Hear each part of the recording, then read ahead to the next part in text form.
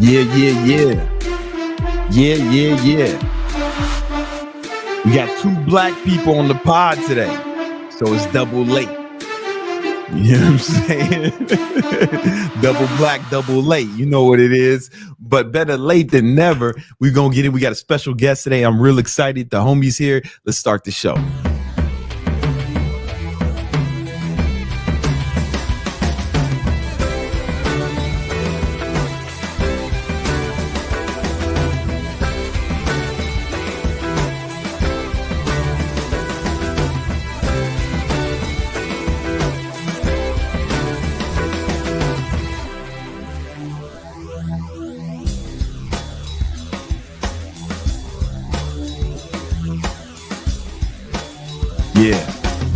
Yeah. You know what it is. Another episode of that Victory Talk podcast. This is episode 169. You know what it is, man. I'm your host, Big Brandon Carter, BBC, King Keto, the king of ketosis, Gymnasium Jesus, Jesus de Gimnasio para mi gente. And I'm joined. I got a special guest. We're going to introduce him in a minute, but I got to shout out the best producer in the game, the homie Nima. You know what I'm saying? Straight out Iran. You know what I'm saying? I shouldn't drop bombs after I say Iran. I don't want to get the wrong impression, man. Also we got Minovia. She's gonna read off all the super chats, kick out all the haters, block you, ban you indefinitely. You know what I'm saying? She manning the super chats. Listen, you start talking crazy, you're gonna get banished. She can't wait to do it. She Latina, right? It's in her blood, man. She can't wait to ruin a man's life. They taught that from a young age. And y'all you gonna say something crazy, you're gonna be the sacrificial lamb. All right. You know what I'm saying? We're gonna just rush through. We got Nima. We got a sponsor. Really? So yeah, you know what I'm saying. So there's two sponsors. First sponsor is the newsletter Big Money Methods. All right, this is a newsletter that accompanies the podcast. Is written by me and the homie. You want to click that link in the description. Put your email in, your best email. Right, hit subscribe. Twice a week you're gonna get email articles on methods to make you big money, hence the name, right? You know, say how to track your money. It's written by me, my one of my top sales guys, the homie Chris, and then my top copywriter Scene. I know it's supposed to be pronounced Sean, but I don't like this. I don't like when people spell Sean like that, so I'm gonna say it phonetically. That's Scene. All right, and it's dope. It's a lot of game, free game in there. All right. Also, I'd be remiss if I didn't mention that on January 2nd, I'm launching a new program called Influencer Domination Accelerator. So in the past, I've only coached people who wanted to start online fitness businesses, right? But this is going to be for anyone who wants to learn how to grow their social media presence. We're talking YouTube, TikTok, Instagram, right? How to build it in a way that help you make some money. So if you got a business and you want to use social media to help elevate your business, you need to join that, right? And the VIP notification list is in the description. Sign up for the VIP list, right? Or let's say you want to start a business. You might not even know what it is, right? But if you got a platform to launch a business off the top of, right? And you want to join this too. I'm gonna be taking people by the hand, coaching them. I'm gonna be reviewing teaching you how to make content that people really fucks with. You know what I'm saying? Shit that's compelling, captivating, right? So you can start getting the motherfucking views and shit. And then I'm gonna be reviewing your fucking content. Like you get your shit reviewed by me all the time. I'm gonna review your pages, your content, and I'm gonna be working with everyone. It's gonna be super affordable. I mean, like it's gonna be like crackhead prices, right? Because all the other shit I've sold is super expensive, man. But this is gonna be like straight. This is gonna be like crackhead prices, but it's gonna be Wall Street level content, crackhead prices. Wall Street tier content, 145th Street prices. All right. And so you want to join the VIP list because it's only gonna be open for a limited amount of time, a short window. You don't want to miss out on the opportunity. Click the link in the description, join the VIP list. And the last sponsor is product that me and Nima have been working on for a long time secretly. We haven't talked about it much, right? But it's called Thot Repellent, right? Thot Repellent. This is the easy to apply spray that'll keep the hose away, right? Because I ain't got to tell you. I ain't got to tell you, right? There's a lot of women out here. They got nefarious intentions, right? And they want to ruin your life. They can't wait to ruin your life, right? So this has been genetically engineered by a team of Iranian scientists, the good ones, not the ones who are on that other shit. Yeah, the friendly Iranian scientists, right? And we got them together. And what they did was they put together this formula. You spray it on your body, right? Like cologne. And it only affects the DNA of thots, sluts, hoes, hoe sluts, skanks, stank hoes. We can't forget them, the worst kind of hoes, right? Skeezers, Jezebels, and tramps. All right. Now, if they get around you, they'll be like, it'll be like a force field, so they can't penetrate. But the good women, right? The good women, the women who, the kind of woman you will want to raise, you want to bring to your mama, introduce your mom, church going women or mosque going women, Nima. You know what I'm saying? Like they won't be affected. They'll just be like, damn, man, what's that amazing fragrance, right? All your super chats go towards the development of Thot Repellent. We wanted to have, the goal was to have pre-orders available by Christmas, but it's your fault because there wasn't enough super chats, right? So we pushed the release back to Valentine's Day. That's when the pre-orders will be available. Now, the FDA says I gotta talk about the side effects, potential side effects. And the side effects include, but are not limited to, athlete's foot fetish, Brazilian wax jiu-jitsu, post-nut charity, no slave November, Jet Li booty. I don't even know what that is, but that's what happened in the studies. Text messages from Wesley Snipes, off-white privilege, the inability to smile on weekends, 50 Shades of Grey Goose, and Gaza Strip Club. I heard it's the bomb. All right. Small price to pay to keep the thoughts away. All right. All your super chats go towards the development of this, because this is just a prototype for me. Right. But we're trying to get this out to the masses, right? We need your help, right? Every time every super chat, every super chat helps a real nigga stay away from these thoughts. You can help. All right. Now, without further ado, I got to introduce a man who really needs no introduction. He has multiple YouTube channels that are demonetized. So now he just doing it for the love. That's how much he fucks with you. You know, that's how much he fucks with the people. You know, he is from Haitian descent. No, Barbados, even better. Right? He immigrated here with nothing but a suitcase made of straw,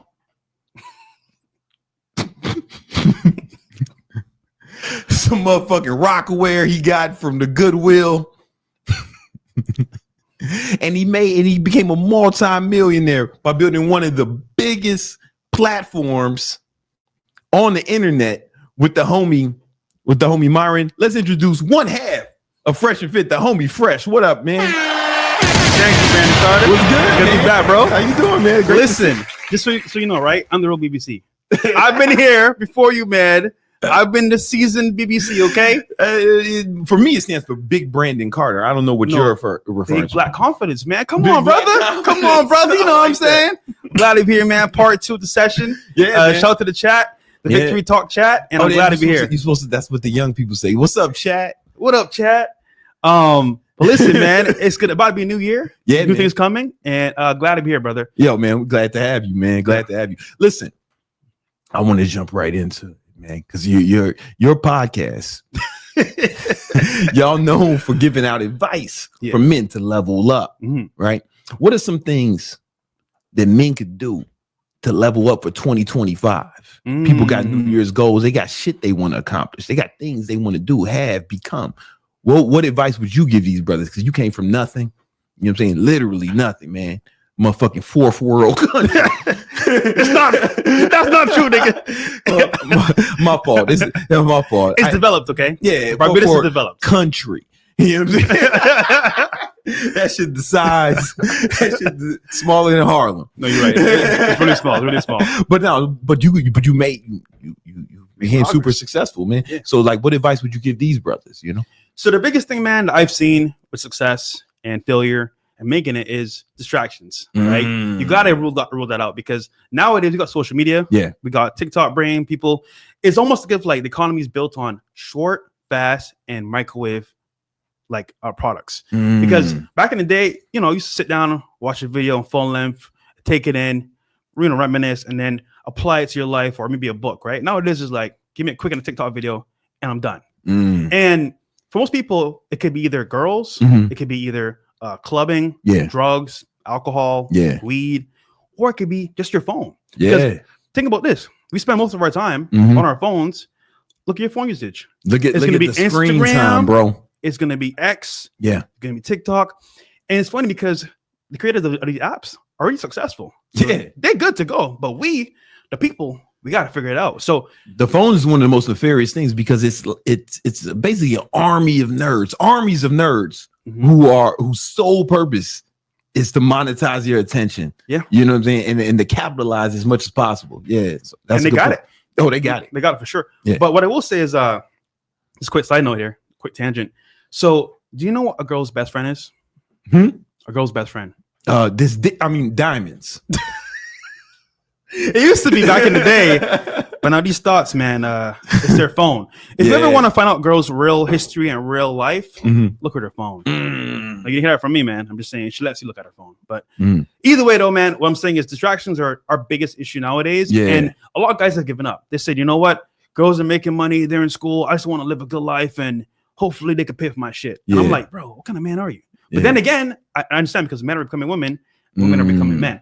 So it's like almost like reverse. So you got to understand, just to make it be successful now, you don't got to try that hard, because nobody's trying. Yo, the competition is low now. Nothing, bro. Yeah. If I could do it, nigga, you can't do it, nigga. Like, really, honestly speaking, like, I came here as an immigrant, had a terrible stutter. Yeah. I was literally like freaking thirsty as hell. Yeah. But you know what I did?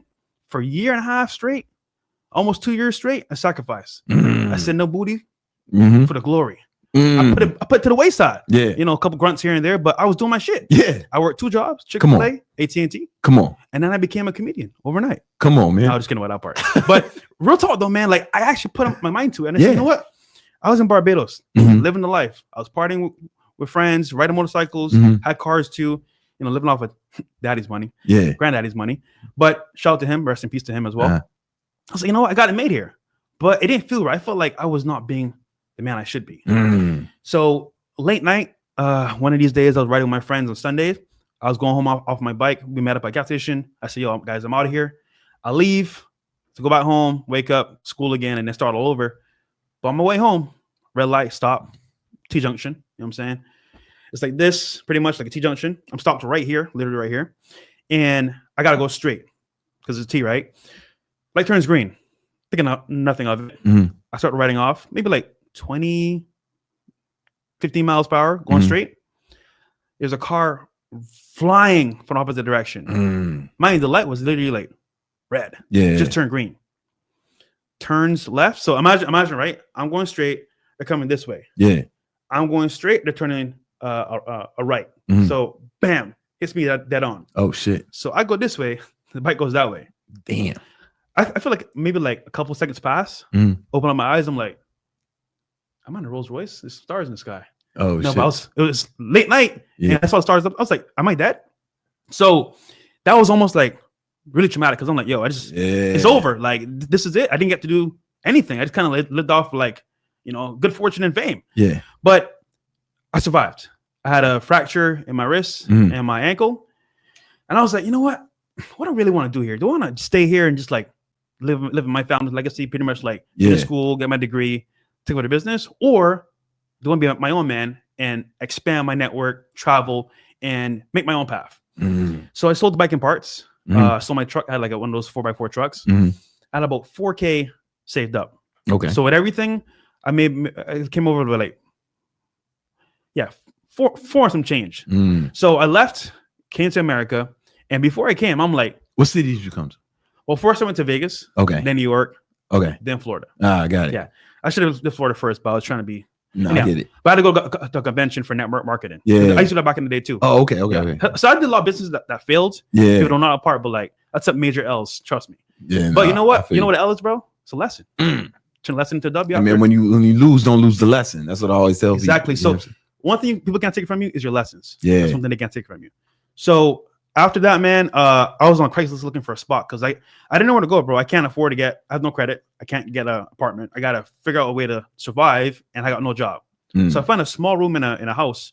They're from Peru. Shout out to them for giving me a chance. You know, a little black boy from Barbados. Yeah. But they gave me a chance. Told them what my plan was to find a job as soon as I get there. And they picked me up from the airport, took me to the crib, showed me the area. And I was like, okay, cool. I can study at Starbucks here. I can go to the library here and do some research. So I did that every day for like 30 days straight. I applied for jobs. I was looking for books to learn about finance, credit, networking, social media. Because I was like, okay, these guys I see online, like they're here in America. How are they doing this shit? They must be how they're doing this thing like I want to do. And I can sit there and be like, you know what? F these niggas, man. I hate y'all. Yeah. Or I can be like, hate. Yeah. You know what?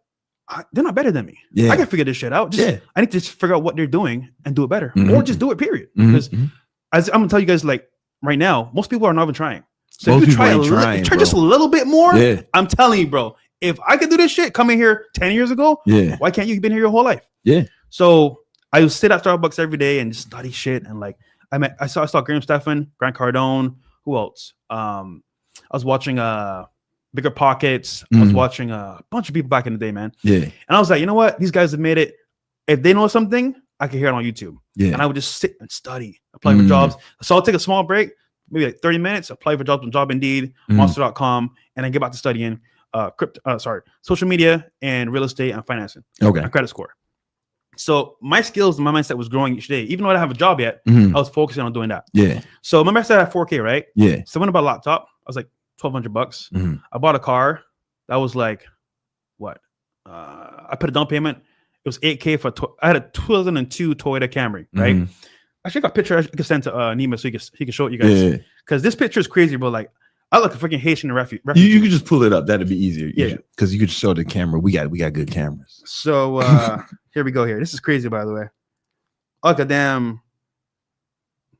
Somali pirate. Yeah. Right? Yeah. So that's my first card I got. You look like the motherfucker selling fake Gucci in Canal Street. I was peddling some goods. No, just kidding. Yeah. But no. So then I had maybe like to my name 1K left when everything was done. And I still got paid for rent. I paid for like, food at Chipotle. So now I'm like, okay, money's going down. I need a job ASAP. Mind you, I'm at my wit's end. I got like 1K left and I got paid rent, which is $600, right? So within a month and a half, I'll be broke. So I don't know if it's God. Well, sorry, I know it's God. But someone told me just to like keep going to Starbucks and something's gonna happen. Okay. And I kept, learning stuff on the way. I didn't sit there and, maybe I'll get a blessing one day. So this guy would see me every day in Starbucks. He was like, yo, this guy's always studying something. Like, is he in school? What's he doing? And he stopped me one day. He's like, listen, bro, I'm just curious. What do you do? Because you're always here, like every time I see you. Yeah. Remember, I'll wake up at like 8 a.m. and go there from 9 to like maybe like 7 p.m. Oh wow. Every single day. You still applying for jobs. You hadn't gotten them back yet. And the first 2 weeks I didn't have a car. So I'll walk to the library, which is kind of far. But I'll go to the library, log in, because you got to pay to use the library, and I'll read some of the books there that were on the shelves. Yeah. And one of them was Millionaire Secret Mindset. Okay. With T. Harv Eker. Okay. Right. Yeah. That book was life changing, by the way. So I was there reading, studying. He's like, bro, what do you do, man? I see you here all the time. And he's like, you know what? I'm gonna bless you. I was like, what do you mean? Like, you don't have a job, right? I was like, no, I don't. And he's like, apply here. He gave me this like card. Apply here and let me know when you apply. Here's my phone number. I'm like, damn, cool. All right. Mind you, I'm like, this guy like an owner or something. I don't know who he is, right? But he's from Barbados too, by the way. Okay, which is hilarious. I don't want to say his name, but he's an older gentleman. Yeah. So then I apply. I tell him what happened, and within that week, I got a phone call. Hey, listen, we want to do an interview with you. So I got an interview. We talk over a webcam, and he's like, "Job is yours." So I bought a suit. By the way, for my first interview when I showed up there, and my first day I was just like learning everything, taking it in. But what it taught me was that like you could be the best salesman, the best marketer, the best person in the world, but people that you meet can change your entire life. Networking. And that's how you got in. Yeah. So, you saw the power. So it's almost like if like, even though like I wasn't where I needed to be, my mindset and my actions were pushing me towards like getting somewhere. And even if I didn't know the exact path, like me just being ready, showing up every single day, things were going to happen for me. Yeah. So when I met him, I got the job. And then from there, I met another friend. I used to work at the same AT&T office. And then he worked at Chick-fil-A too. So I was like, oh, you're working 2 jobs? Shit, nigga, I need to get on that shit too. Yeah. So I applied for Chick-fil-A. I get it. So now I'm working 2 jobs. That's one thing I tell people all the time. If you broke, man, get a job, get multiple jobs. You start working hard, you won't be broke after a while. And then to your point, bro, because this way you taught me as well, just like indirectly. Like if you're busy working, you can't do dumb shit. You can't. Yeah. So mind you, I wake up. I'm doing Chick-fil-A from like 9 to like 3 p.m. And then from like 4 all the way to like 11, 12 midnight, I'm working at AT&T taking phone calls. Right? So you do like Uverse, the internet shit. Yeah. So imagine my whole day. I'm really tired, bro. So I can't even like do anything crazy. Yeah, you can't get in a lot of trouble. Stacking up money now. Stacking money. Making some moves. Feel me? Remember, nigga was broke. Yeah. So now I got 2 jobs and I'm actually getting some money and some savings. So I'm still at the place in a room. I'm paying like $600 a month for this spot. And I'm learning about credit, learning about finance, getting a property. I can't afford the shit right now because I'm broke. Yeah. But I'm acquiring some more money. So then I get another opportunity where I'm applying for jobs online and people saw my resume and said, okay, now he has experience. We'll give him a job. So like a year later, I had a year of experience in customer service and helping people over the phone. So then I get a call back from this insurance company. They do house insurance. I was like, okay, you know what? I want to buy a property one day. Maybe I can learn about real estate if I get this job. Yeah. So I'm in there learning how insurance works, how behind the scenes works, and policies works. I'm like, oh shit, that's how it works. Got it. So flood insurance, all this shit I'm learning for my property in the future. Yeah. But at the same time, I'm like, this is not enough for me. So this one job was paying me the same price as 2 jobs. So I have more time to focus now on my skills outside of the work. Right. So for example, like social media, I was interested in that because I was like, how do YouTubers making all this money buying Lambos, Ferraris? I'm like, damn, I want to be like those guys. Yeah. You know, I saw like Vitaly, I saw like Who Man TV. Oh yeah, Vitaly was doing his thing back then. Yeah. Are living the life, man. So I was like, there's got to be a way I can figure this out eventually, right? Now I'm not the best speaker at all, but I got the skills and the mindset and the marketing to push it once I get cracking, right? Yeah. So fast forward now, I get my job at Wix.com, which is an amazing company, by the way. Yeah. The website company, a great place to be, great environment, good people. Now, what I didn't have before was overtime. This job had overtime. Oh. And I'll never forget this day, bro. I was finishing work. It was maybe like I was 3 months in. And this guy, this Mexican guy, awesome guy. I don't say his name, but he's cool. He was like at work still. I'm like, why are you staying at work, bro? Like, his work is finished. It's 5 p.m. He's like, bro, I could do overtime. I was like, what's that? I'm new here. Yeah. Overtime? Like, you could work more hours than you're supposed to? Yeah. He's like, yeah, bro, look at my paycheck. Bro, I think he's supposed to show me that shit. He showed me his check. I was like, nigga, I want to be like you. Yeah. So I'm like, you know what? I'm gonna figure this shit out. So I asked my supervisor, can I stay and do overtime as well? Yeah, of course. It's unlimited. Unlimited overtime. Unlimited. Now you don't have to get a second job. Exactly. So now I could grind at one spot. Yeah. And that's a cheat I'll code. look crazy because now I'm like staying late, coming early. So you know what I see, bro? I wake up at 5:30 a.m. Come on, man. I'll put on an audiobook in the car and just listen to that shit on the way to work. Come on, then man. I get in at 6:15, 6:30. I get everything set up. I go online. Yeah. So from 6:30 to like 8:30, I'm 2 hours extra. Yeah. Then I stay the whole day and I go from like, I take a short break for an hour and then from like 6 to like midnight, I'm there. Yeah. I did that for a year straight, bro. They're like, oh, bro, come to the bar, drink with us. Let's go to this event. I'm like, nah, I'm good.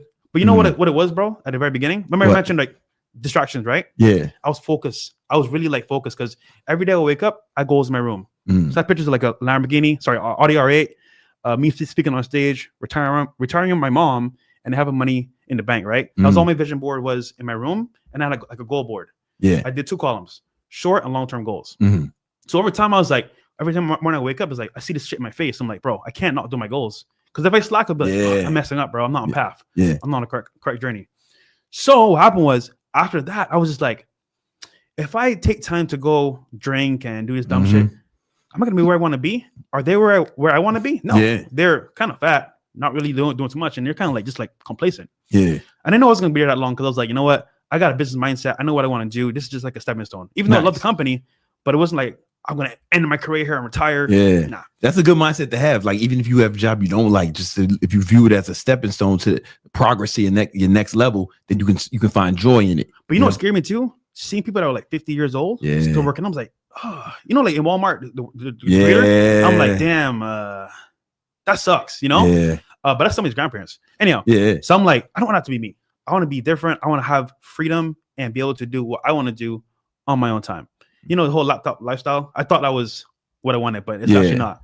But it morphed into this, what it is today, which is the adding value and giving back. But either way, that was the mindset. So I spent a year and a half doing that. Mind you, remember, don't forget, I learned about real estate, social media, and marketing. So now I'm in the zone. I got mentors now. I'm learning about this shit. So I just need to apply it to my shit now. Right. So with overtime, after that, I had free time because remember, I can't work 7 days in a row. So so one day I have to take off. So one day I spent entirely learning about YouTube, like focusing more on the social media. Then I made my own channel. And I used to do like these vlogs in my car, bro. Yeah. I might post one so you guys can see. Was me here in the car. It was terrible. It'd be me like, yeah, guys. So yeah. But I was practicing, like I was in the mirror, like legit, like, okay, you know what? This video sucks, but I'm still gonna post it. Yeah. I posted every day for like, I think 45 days straight. Oh wow. Then I was like, you know what? I get like maybe 10 views a video. Yeah. Maybe like 20 views. But I'm getting views though, right? Yeah. It's going up. So I'm like, you know what? How do I refine this? Okay, talk a little bit slower and also pick something that's trending because that's what people are doing. They're finding whatever's trending and I put in the title. I did that. I started getting like 100 views, 200 views. It's going up. So, okay, cool. Got it now. But either way, it was trash content because it was my first videos. It's terrible. And it was me learning how to do the process.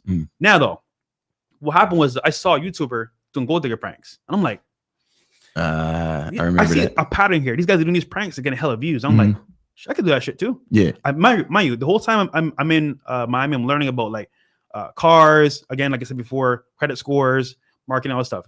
So I actually met a guy that had a rental company. I said, I hit up my boy Jason. So I hit up Jason and we were talking, whatever. I was like, yeah, bro, you're a cool dude. Like you could borrow the car, no problem.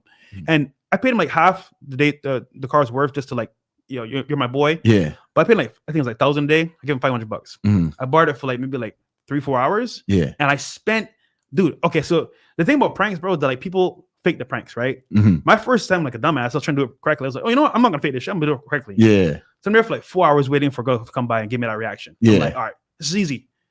Shit's not easy, bro. Yeah. That reaction's so like, I want to say, it's so hard to get genuinely, you know what I'm saying? So you were trying to do the prank shit with the car. Got it. Okay. Yeah. But finally, I got a girl that gave me a reaction I liked. And I was like, okay, 4 hours later. But I'm like, how do they do this shit so fast? Like every week, like every day, it's like, no, this shit has to be staged. So I said, you know what? Fuck, I'm going to do a stage one. So I found a girl. I was like, yo, listen, I'll put you in this video. Just do XYZ. She came in, did XYZ. So I did like 3 reactions that I did that day. And I was like, you know what? All right, if I do this like this, I could churn these out way faster. Mind you, I didn't know the whole time that's what people did. They would just bring a girl, fake it, and then make it blow up. Yeah, a lot of those prank videos are fake. Yeah, dude, we've seen it. They've been exposed, right? Yeah. But I was very honest about it. I never lied about it at all. Yeah. So then, knock on wood, literally, right? I was learning this process, watching YouTubers. Mind you, I study creators. I don't just sit there and be like, okay, I'm gonna try it. I'm like, why did they do what they did? Right. I reverse engineer what they did. So I met one of the guys that was in Florida. I said, listen, bro, I'll pay you to mentor me. Just tell me what to do to blow shit up. I'll pay whatever. Come on, you over time I'm making money now. I got savings now. So I got you really want to do this to myself influencer thing. Yeah. Exactly. So I met a YouTuber. I won't say his name. He came on my show actually years later. But I said, listen, bro, just teach me the way. I'll pay you whatever. He said, because you know people don't want to share secrets, right? Yeah. Like me personally speaking, like I don't share my shit because I'm like I spent all the money to get it. Why did I give it to you for free? Yeah, like, fuck that shit. Unless you're in Castle Club or my group, Suing Network. Yeah, and I got but then it ain't for free. Yeah, exactly. But he taught me a very important lesson about going viral. What do you say? I'll give you some of the sauce, not the full sauce. The sauce is inside the packet still. But if you want the actual viral take, you got to understand 3 principles: emotional tugs, trending tugs, and then you want tugs that have more of a finance base. So let me explain. Gold digger pranks cover all 3 of those categories. Yeah. Because emotionally, you're like, damn, that girl curved him. He got his revenge, justice, right? That's an emotional tug to it. Then trending. Obviously speaking, it's a Lambo. People like seeing those videos. It goes viral. It's trending already. Already in the marketplace, it's trending. And then 3, finance. Anytime there's money involved with like a successful guy and a girl, that dynamic is kind of like, wow, like you can have money, you can get girls. It's kind of like a play on economics, but like it works. So it hit all those 3 triggers in that whole paradigm. I was like, I can apply this to what he's teaching me. So now I got with the method and videos put together, I go viral. So the first video, this is like way before Fresh and Fit. You like if you go to World Star right now, you can see my video still there on Gold Digger Pranks. Oh wow! How it went viral. Yeah. And what happens is there's backlinks in those videos. So for example, let's say I post a video to YouTube, right? Yeah. It's just like there on YouTube. Yeah. Post on World Star, it goes everywhere because there's backlinks to it. Got it. So now I'm going viral in different places because of this video from World Star. So get this down, right? Now I'm going viral there. People are like, yo, bro, I seen a video on YouTube. I'm like, what the fuck? I go aside to them, like, how does he know me? How does he know me? Yeah. So it's going places. People are seeing it. I was like, wow, this is actually pretty cool. So I did it 2 more times and it worked. So now I'm kind of popping in my eye, make a little buzz. I'm like, damn, I did this half-ass shit, but I added the viral take that he taught me plus what I knew. And I was like, this shit actually works. So now I know how to go viral. But in the meantime, I'm getting the podcast interviews. I remember I met Solo TV 84. I met Andrew Tate. So now I'm interviewing guys on my channel that I look up to or I'm watching at the same time, right? I'm learning the whole right pill space without all that stuff. So now entering meeting Myron. This is more like a take where like I wasn't too keen on fitness stuff because I really didn't care. I'm like focused on success so much. I'm like honing on this. But Solo was like, bro, he's in your city. You should link up with him. I'm like, I don't know, man. I'm on the way out. I gotta figure this shit out. Yeah. So funny enough, we spoke on Instagram DMs for like an hour. And then we did a phone call like back and forth. I was like, shit, this nigga's like on his shit too. He's focused. Yeah. He's focused on like winning and being successful. And he wants to get real estate as well. Because I was pretty much like already in it. Yeah. So then I was like, cool, yeah, let's link up, let's get dinner. Yeah. So it's me, Myron, and my roommate Casey. Shout out to him. He's a Red Bear Rants on YouTube. Okay. But we're speaking for like an hour. Again, another hour. So always an hour about like success, where you want to go, the podcast stuff, and just being men in general, just boys being boys. So then we're like, you know what? Why don't we do our own podcast, bro? Like we could do this shit together. I'm like, shit, why not? Yeah. I'm good at dating. You're good at dating. Yeah. We're mastering, making money as well online, getting into real estate. Let's do it. Yeah. So the shit I learned from back in the day helped me with the podcast. With the podcast. So people are like, oh, Fresh, you're lucky. That's not luck, my friend. That's years of actually studying this shit, applying it, seeing what works, what doesn't work, and failing. Yeah. I have many full businesses, guys. Like before, you remember that Grant Cardone interview? I remember. So that was a big L. I did 2 businesses before. I was making $30 a week. My first business failed. But I was, you know what? I'm gonna keep trying things until I see what works. Yeah, don't give up. Yeah, that's the biggest thing. People give up too easily. Yeah, oh, bro, like it's too hard, bro. I feel this business. Well, guess what? People failed 10 times already, and they're like still trying. Yeah. How many millionaires do you know have made it successfully and then failed and came back again? Yeah, it happens all the time. All the time. Yeah. So giving up is the worst part. But I'll say this, man. Again, the biggest thing is distractions. At that point, if you can real distractions and make it more like focused on your goals, you can win. It sounds like you were so busy going after your goals that it was difficult for you to be distracted. Yes. Because sometimes I tell, people say all this shit, I've given out advice like this to put your phone in another room or do this or, but it's truth is the easiest thing to do instead of trying to abstain from things is just crowd them out, right? You just like fill up the time with other shit, and it's like that with anything you want to abstain from. Like if you want to start eating better, then start eating more healthy food, right? If you eat a bunch of like salad, you'll be full, right? You'll be too full to eat the cake, maybe.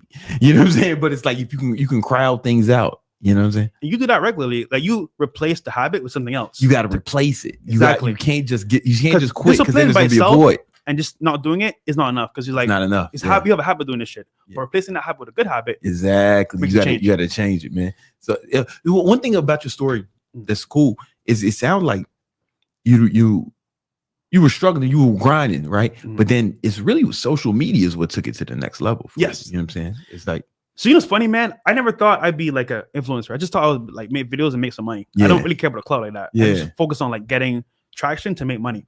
But meeting Myron, I was like, damn, like I can add value to people's lives and make money. Because all I saw was pranks. Yeah. I was like, okay, this is cool. Like I could make a quick video, get a couple views, get some money, and then continue.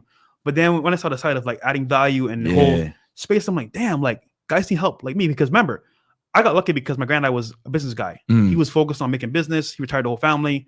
And he kind of like made his legacy last with us. So I was like, you know what? I want to be like him when I grow up. I want to be successful, pay for all the trips for the family, retire everybody. And it's like, he was very inspiring to me. So he left Barbados, came to the States, became a millionaire, and then moved back. Okay. So I had the same type of like mindset. You know, I'm going to leave this comfy environment, go over there, struggle, and make a way. And I never thought it'd be social media, but like learning how people make money, I was like, damn, this actually works. And it's, you know, as an influencer, where you say you're helping people, like you actually influence people. You know what I'm saying? So like sometimes people try to clown, oh, he's an influencer, but like, no, you can actually influence people. You can help people change their lives. You can teach them things. I mean, we've all learned stuff on YouTube from influencers. You know what I'm saying? Like we've all learned stuff that's been super helpful from influencers on YouTube or different platforms to your platform. You know what I'm saying? So there's three main categories, right? There's brand creators, there's influencers, and then there's also like, I want to say viral creators, which means, for example, each category has a different take on things. So for example, influencers just post stuff online, and by default, people are influenced by what they post. A creator is more like, I'm going to think about my creative arts. What can I create of value to many people? And then just like people that just post for like entertainment. So like, you got to decide where you want to end up. But once you figure that out, you know your path for your audience, you can blow shit up instantly. And you can make money in all three lanes. Yeah. You know what I'm saying? You can definitely make money in all three lanes. You know what I'm saying?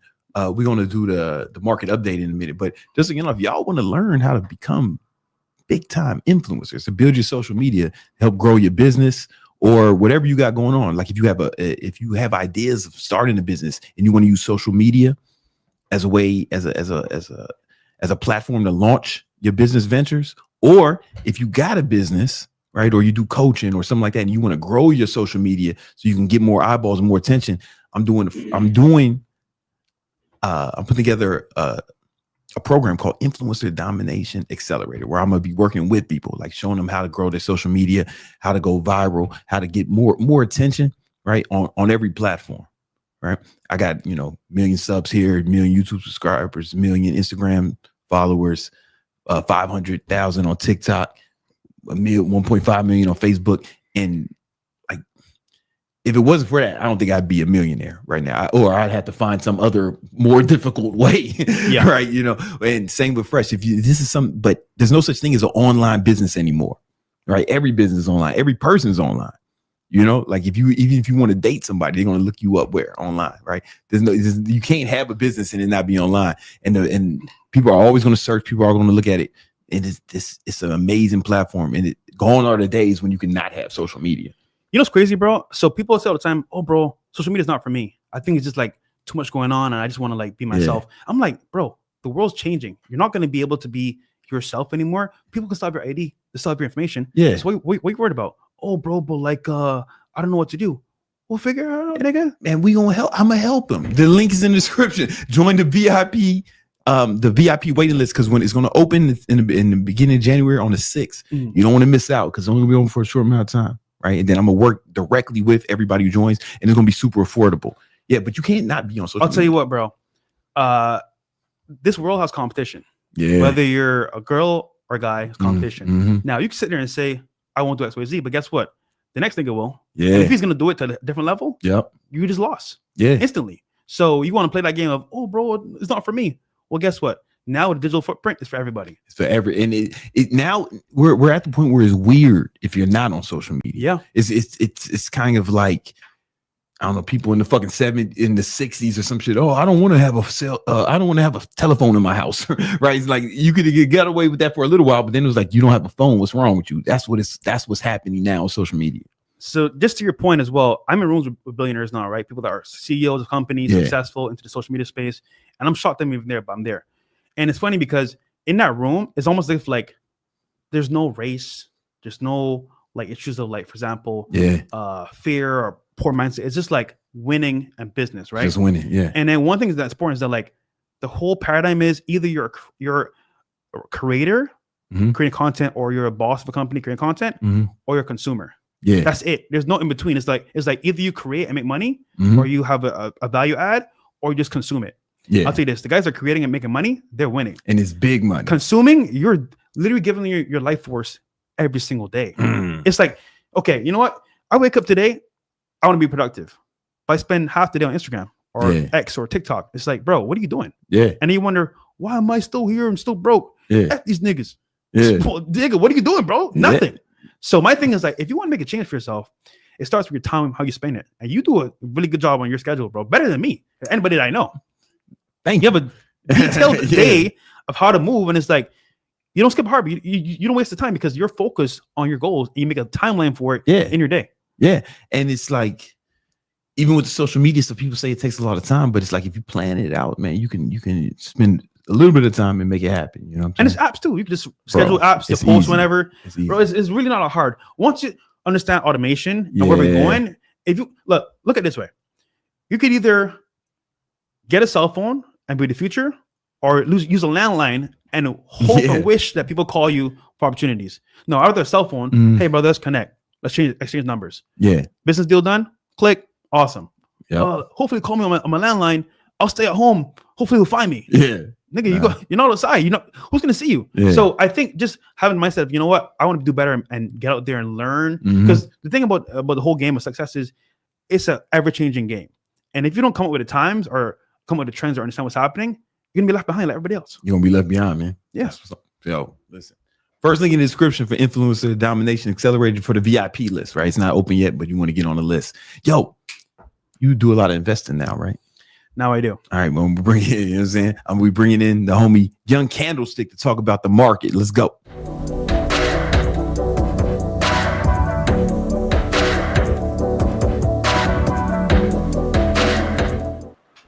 What's up, Brandon? Yo, what up, man? What up? Good to see you. Good to see you guys. Good to see you, Victinators, and also good to see you again, Fresh. What's up, man? How you doing, brother? Podcast format, yeah. Make some money, man. What's good, man? I love the good cop, bad cop thing you got going on Fresh and Fit. It's really good. Who's the good cop? It works, man. It works, man. I'm telling you. No, it's good. It's a dope dynamic they got. Hell yeah. Well, basically what I'm going to be covering today is just a quick market update, and then I'm going to be talking about the top stocks for 2025 with the least amount of risk. Let's go Rumble, man. Yeah. Is Rumble on the New York Stock Exchange? Bro, it was $7. No, $17. Oh, shit. Yeah, it's going up. Rumble, that's because of y'all, man. Rumble's been taking off lately. Oh, shit. The last few days, huh? Yeah. That's crazy. What's the ticker symbol for Rumble? RUM. Rumble. Makes a lot of sense. Tell Chris Pavlovsky, man. Yo, so what Rumble's up in the last fucking few days? Just 3 trading days, Rumble's up 140%. Jesus Christ. Now, I know. If you not financial advice, but yeah. But I want to hear what you got though, brother. Yeah, tell us what's up. If you want to partake in Rumble, the premiums are very high on the option chain. So if you understand the wheel strategy or selling options, you pay to buy the stock or wheel the stock each and every week. So that's something to consider for Rumble stock. For sure. It looks like it has some support at like 8.5. You know, when there's this big of a move, you can do something called Fibonacci retracements, and you measure from the low to the high. So we'll measure from this low to this high, and you can usually buy the golden Fibonacci ratio. So that'd be about 13.39, could be a potential dip buy. If you wanted to buy the dip.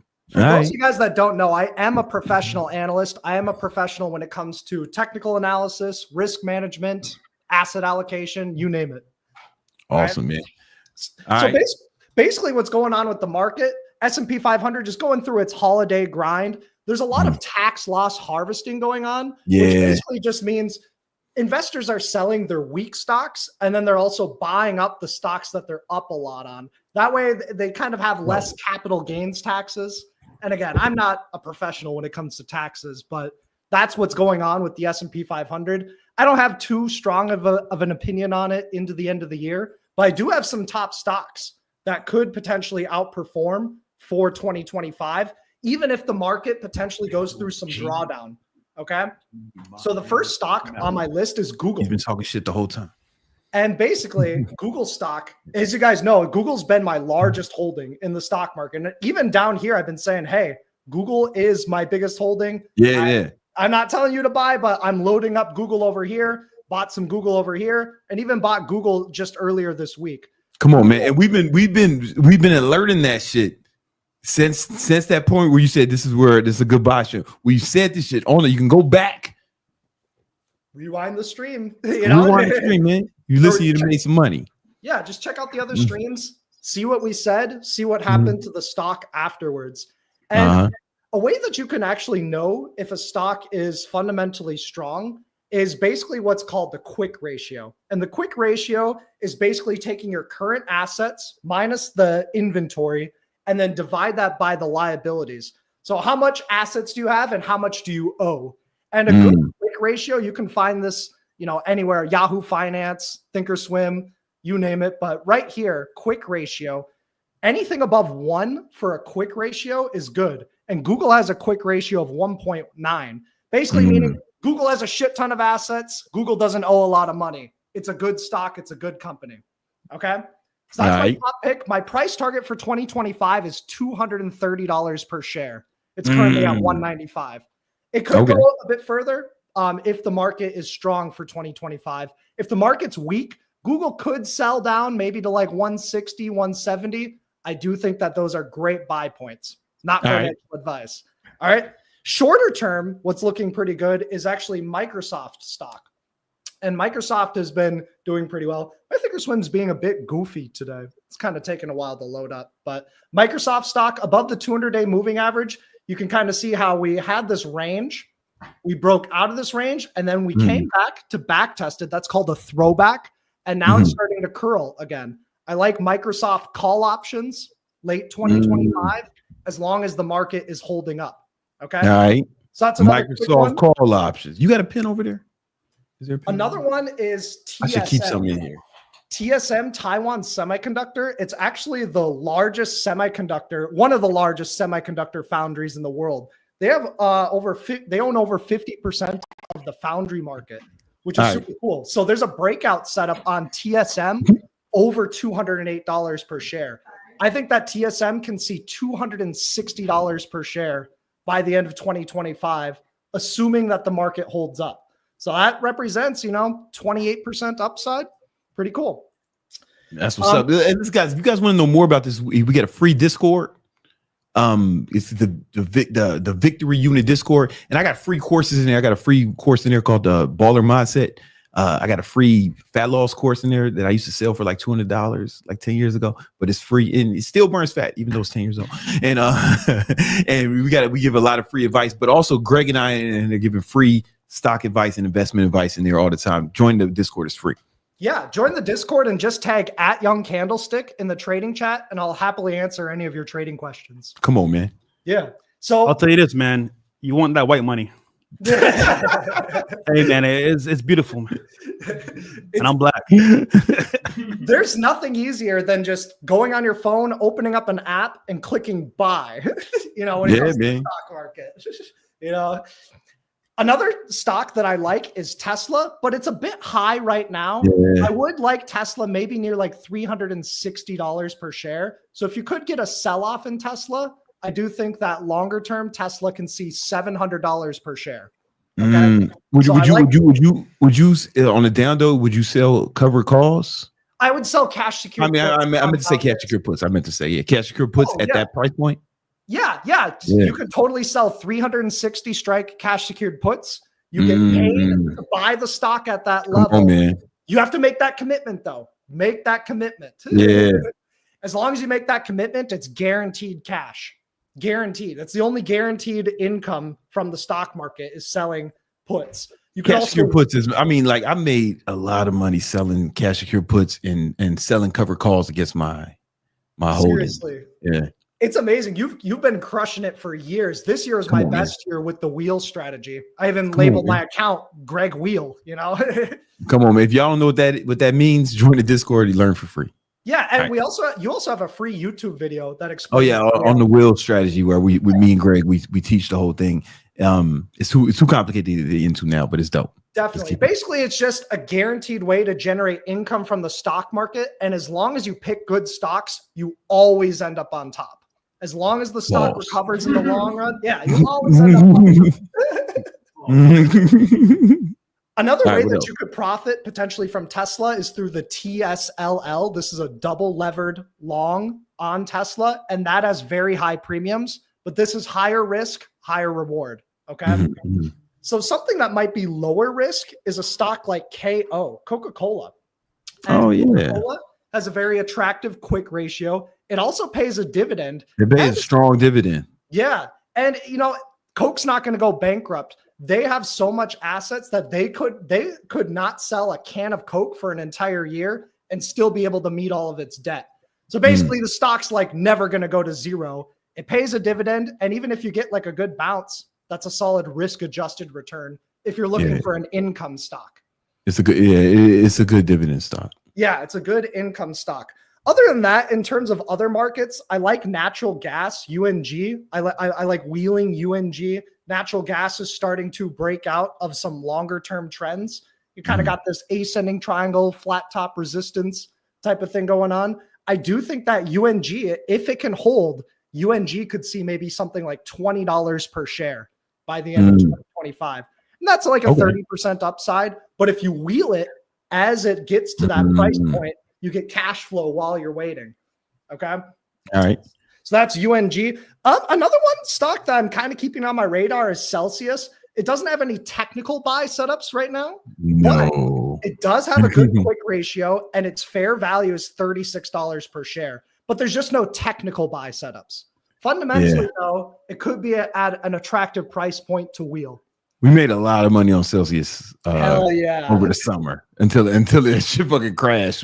Yeah, but we caught that whole ride up. If you were watching the podcast, you got that paper with us.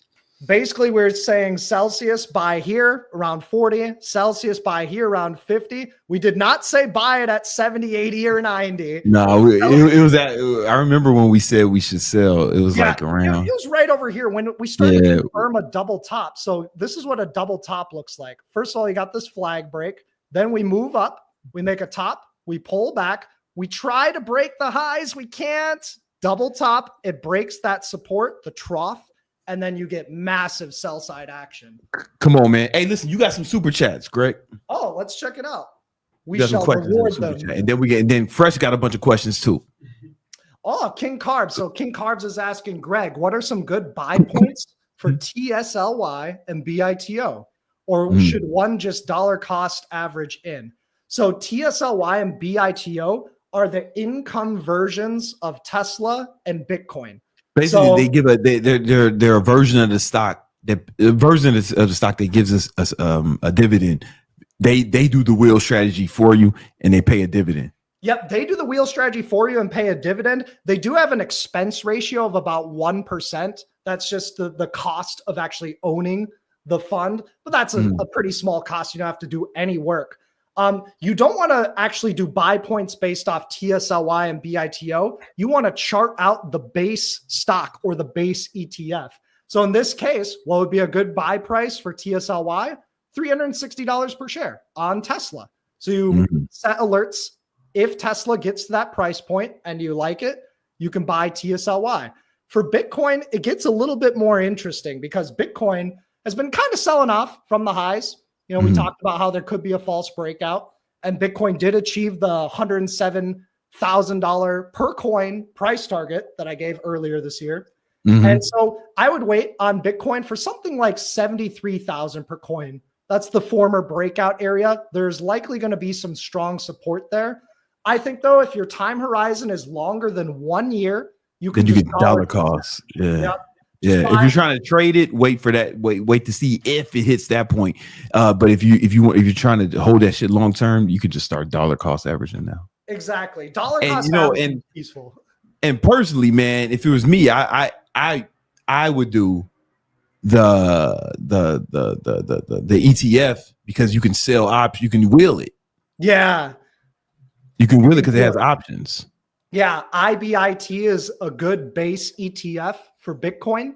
has liquid options. It's really good. And then obviously we talked about Tesla wheel. You could no IBIT. That's the leverage one. No, IBIT is the base ETF. The leveraged one is BITX. IBIT. Yep. Okay. IBIT is the base one. BITX, if you want to get crazy with Bitcoin. If you want to get crazy with Bitcoin, BITX is the wild child. Yeah, that's the leverage. So it's like that's 2x leverage, right? Yep, 2x leverage. So the downdrafts are going to be magnified, but also the updrafts, if you catch a good deal or a good dip buy, you'll get really good gains pretty quickly. Yeah. I like IBIT just because it has options now. Yeah, they're going to move a lot more peacefully than something like BITX. And you can actually hold it long term if you're assigned. BITX. We got to move faster, Greg. I'm sorry. It's my fault. Let's just go. I'll just answer the super chats real quick. Yeah. Okay. Regarding futures trading, do you set up your account with your own funds or is it funded? So if you just have like a regular like Thinkorswim account or Charles Schwab account or Interactive Brokers account, you can trade futures with that. I did that for years. I just traded futures with my own money in TD. It was TD Ameritrade back then, you know. Yeah, me too as well. And I just traded things like MNQ, MES, things like that. But I do mostly go the funded route just because you can get more size and it's just less risk.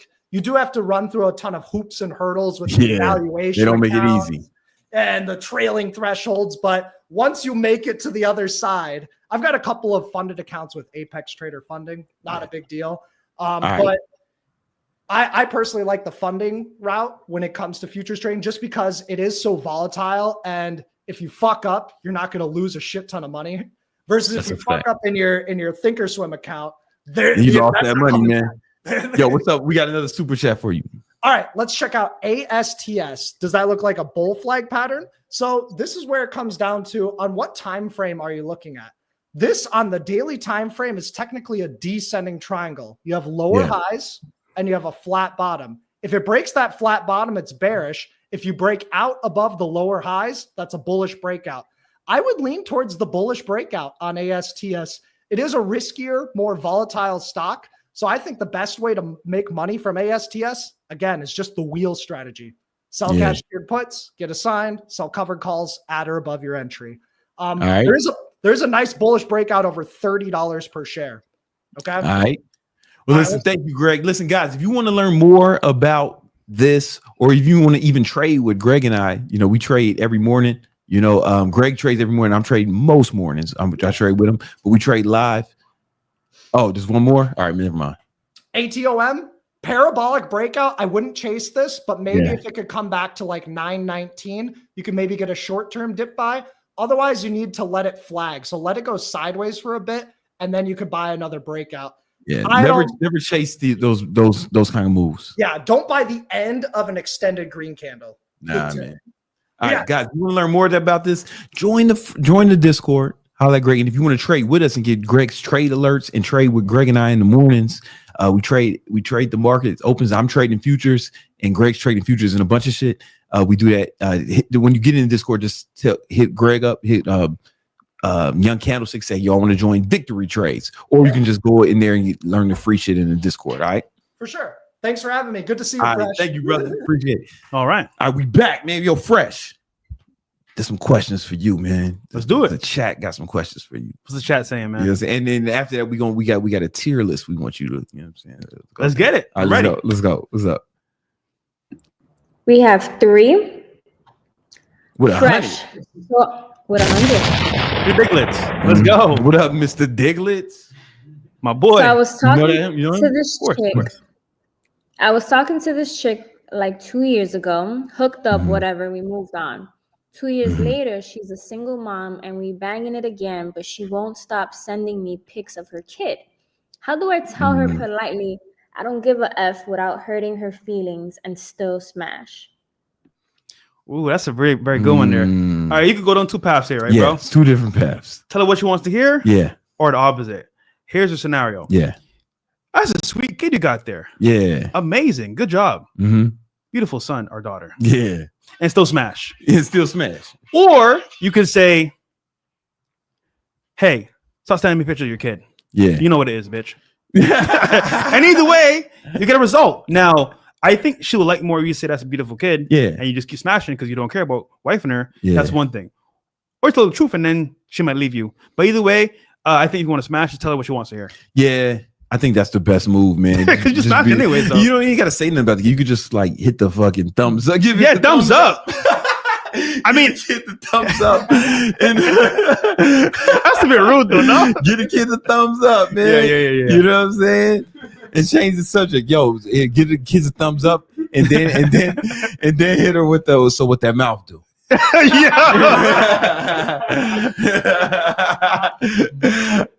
way he's not lying. He's just like giving the kids the thumbs up. Hey, whatever, man. You know what I'm saying? You're right. Oh, you fucking kid. This goofy bastard with the whore mom. Good for him.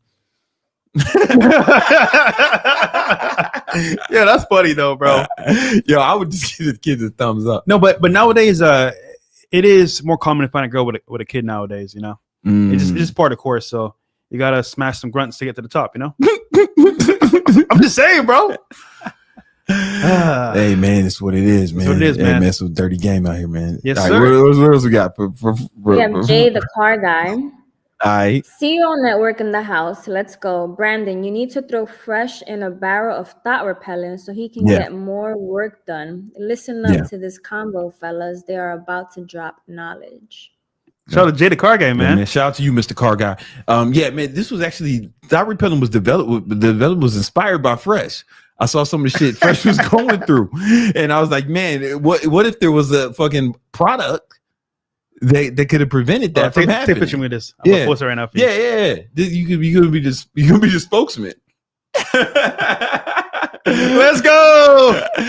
Oh man, no, but you know what it is, bro. I honestly think that like I have to go through those experiences. You know, I had to because it's like for me like a study, like a test. It's like can I handle this shit? I think when you lose, don't lose the lesson.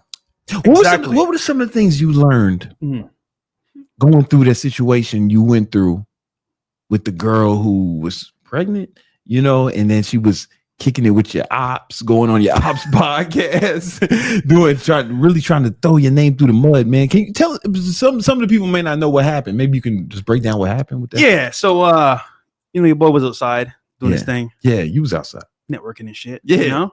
And I was at a client's table and basically he had a bunch of girls there. Yeah. Some were Asian, some were Hispanic, some were white. I brought some girls too. Yeah. About 2 girls. And I was like, okay, find a piece of Asian meat over there. Yeah. I was like, I'm gonna get the Instagram real quick. Mm-hmm, So I slide on my phone. Yeah. Get the Instagram. Got the gram.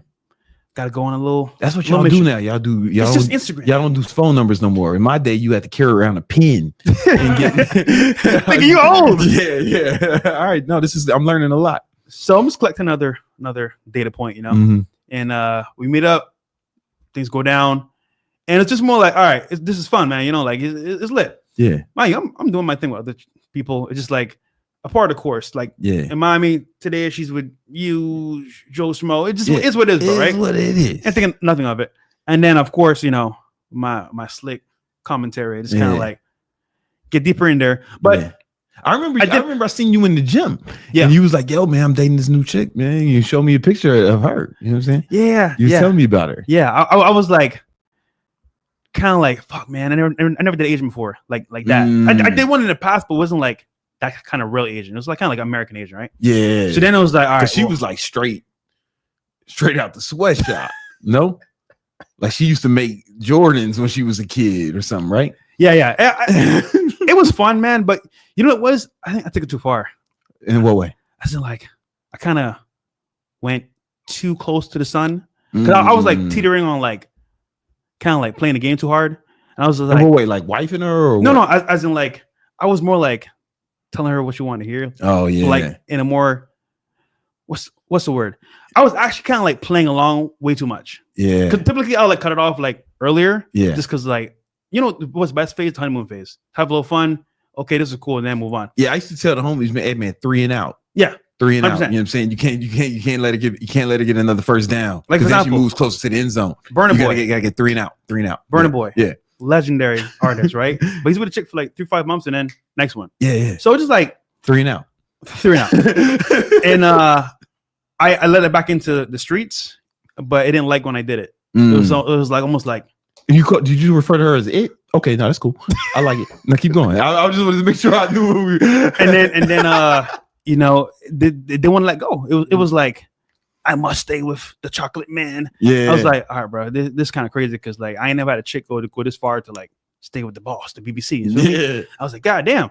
And then it was almost like if like, take me or I'm gonna expose you for something. I was like, cool, go ahead. She was threatening you. She was like, I'm like, ultimatum. Blackmail me, nigga, I'm black. Yeah, like hell, I've been a black man. I've been a black man. I've been a black man. I've been black my whole life. But no, it taught me that like you know, sometimes you gotta like just one and done. Like you know, hitting it multiple times is cool, but like sometimes you just got one and done. 3 and out. Yo, listen, I'm telling you. Well, when she said she was supposed to, what did she do, man? Because some people don't know. They don't understand. So basically what happened was I realized what was going on. We're like, because obviously like we all have foes, right? But I go to a different level. I'll chill with them, learn information, try to like understand the psyche. You could understand a lot about girls just by being around them, right? And then I was like, yo, you know what? This is a little bit too much for me. I don't want to play this game anymore because I feel like right now where I'm seeing with the 3 phones and then like random niggas is like, she had 3 phones. Yeah, 3 phones. I'm like, why you got 3 phones? You know what I'm saying? Like, you're in my crib? Nah, bro. This getting a little bit dicey. So I told her to leave, and then a week later I get a phone call. I'm pregnant. I'm like, bro, like, yo, keep that shit to yourself, nigga. and then you was like, yo, congratulations. Yeah, but mind you, I know I found out niggas that hit it from back in the day, and I'm like, oh shit, like, and then niggas hit it currently. I was like, oh shit, so we all hitting the same thing. All right, cool. Well, she smashed the homies. Yeah, she smashed the homies. She smashed everybody. And then I was like, all right, let me just send back to the streets because I think I'm done now. Because typically, right, for example, this is how it is in Miami. 1 minute she's with Tory, Future, maybe I don't want to say some other artist names, but like them niggas are just known for that shit, right? Yeah. And then 1 minute she's with a promoter and we was like, all right, cool, we all had our fun. Back to the streets. But she don't want to let go, bro. So it's what it is. And she was saying she was pregnant. Nigga, I don't know. Honestly, I don't know because you know it is she lied about so much shit. I don't know if it's true or not. Yeah. But what I do know is that like it could have been anybody's baby. Anybody, nigga. You never know, bro. Yeah. This shit right here. That's why we came out with Thot Repellent. I would have had it earlier, man. It would have been great. I was thinking, you know what, man? Listen, oh man, I'm gonna have a little Asian nephew, man. Nah, nigga. I thought he was gonna listen. Fuck them kids. Yeah, I thought he was gonna teach me karate. I was excited. It would have died instantly. If I sprayed it, it would have died instantly, bro. But but it's almost like she was clout chasing off that shit. No, yeah. And you know what's funny? She's trying to get clout from it, and like nobody cares. It was all because I was in the story. Yeah, she was going on like other podcasts. She was on other platforms. You know what I'm saying? And she tried fucking them niggas. Oh, yeah. That shit was funny as hell. Like, oh man, I seen that, man. I seen, but because you know, I'm a fan of you and Myron. But so if you like Fresh and Fit, a lot of Fresh and Fit content that's not made by Fresh and Fit comes on your timeline. And I'm like, oh shit, what they get into now? I got people, everyone saw those videos, bro. It was like almost like if like for the first time I was in a news cycle where like I didn't know people knew me like that. Like for example, I met Safari, right? Nicki Minaj's ex. Yeah. So I'm chilling at Moxie's. I'm like, he's like, bro, I know your shit. I'm like, how you know my shit? Oh, the Asian girl. I'm like, oh shit. That's just funny as fuck.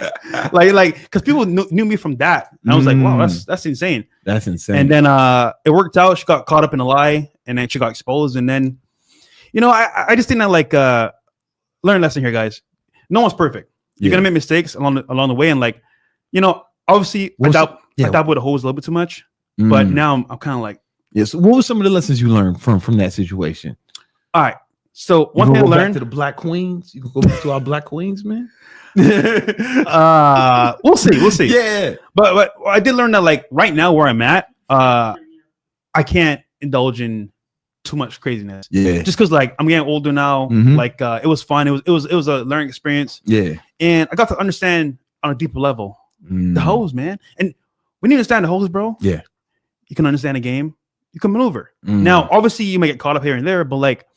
I think if you understand what's happening in the marketplace and where you're at, you can kind of say where you want to end up, where you want to fall. Yeah. So now I know where I want to fall. I want to enjoy a lifestyle, but with a nice, chill girl that understands life is more than about clout. Yeah. And you know what? I've had crazy situations like that when I was your age, but like people didn't know me. You know what I'm saying? I was just a regular guy. That's the thing. You know what I'm saying? So now when you make these mistakes in the public eye, it's news. Right. But there's a lot of guys go through shit. I went through similar situations like that, but nobody knew. You know what I'm saying? Because, you know, I'm like 11 years older than you or some shit. Right. So when I was your age, I went through shit like that, but nobody knew. You know what I'm saying? So I would say one thing I would say, man, is, you know how they say you become like the people you're around, right? Everyone knows that. Everyone tries, you know, we hear that all the time, but whatever reason, niggas don't take that into account with the hoes. Like these are people too. As difficult as it believe, they need love too, though. Actually, people too. They need love too, though. What? They need love too. Yeah, no, but you gotta understand, like you gotta be real discriminate about the kind of chicks you bring into your life, man. Because if they have a chaotic life, then that's going to infiltrate your life, and not even just that, right? If they just have bad energy. You know, like somebody who's negative all the time or have bad energy, like if you bring that person in your life, then you inherit that shit. You know what I'm saying? Like that shit affects you. So one thing I would tell all the young guys, and this is a good lesson, is, man, just really vet the women you let in your life, not just based off looks, but also just, man, is their life peaceful?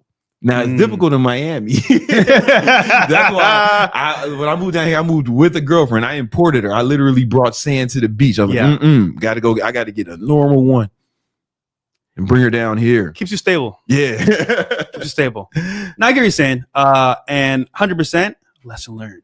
Yeah. So now you moving, you dealing with chicks who got a better head on their shoulders, I'd imagine. I still like hoes, man. But you know what it is? I spend less time indulging the hoes. If that makes sense. You know what I'm saying? I focus on business now. I focus on these people, big connections. And that's the main focus. You know, I did a little joyriding a little bit. Listen, guys, y'all listen to me. All right.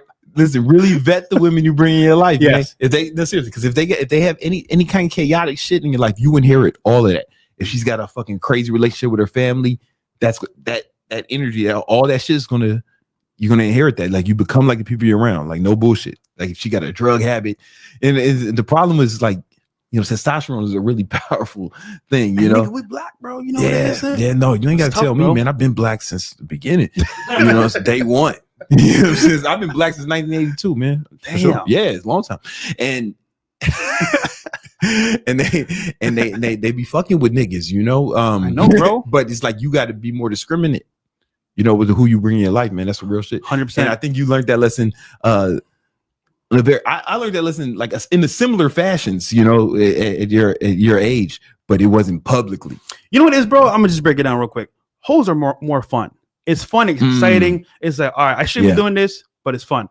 Then the regular chick that's like the wifey type, it's stable, it's concrete, it's a foundation you could build upon, right? And sometimes I got tired of building. I just want to like fuck around, have some fun. You know what I'm saying? But at the same time, long term, you're right. You should vet carefully because you never know the extent.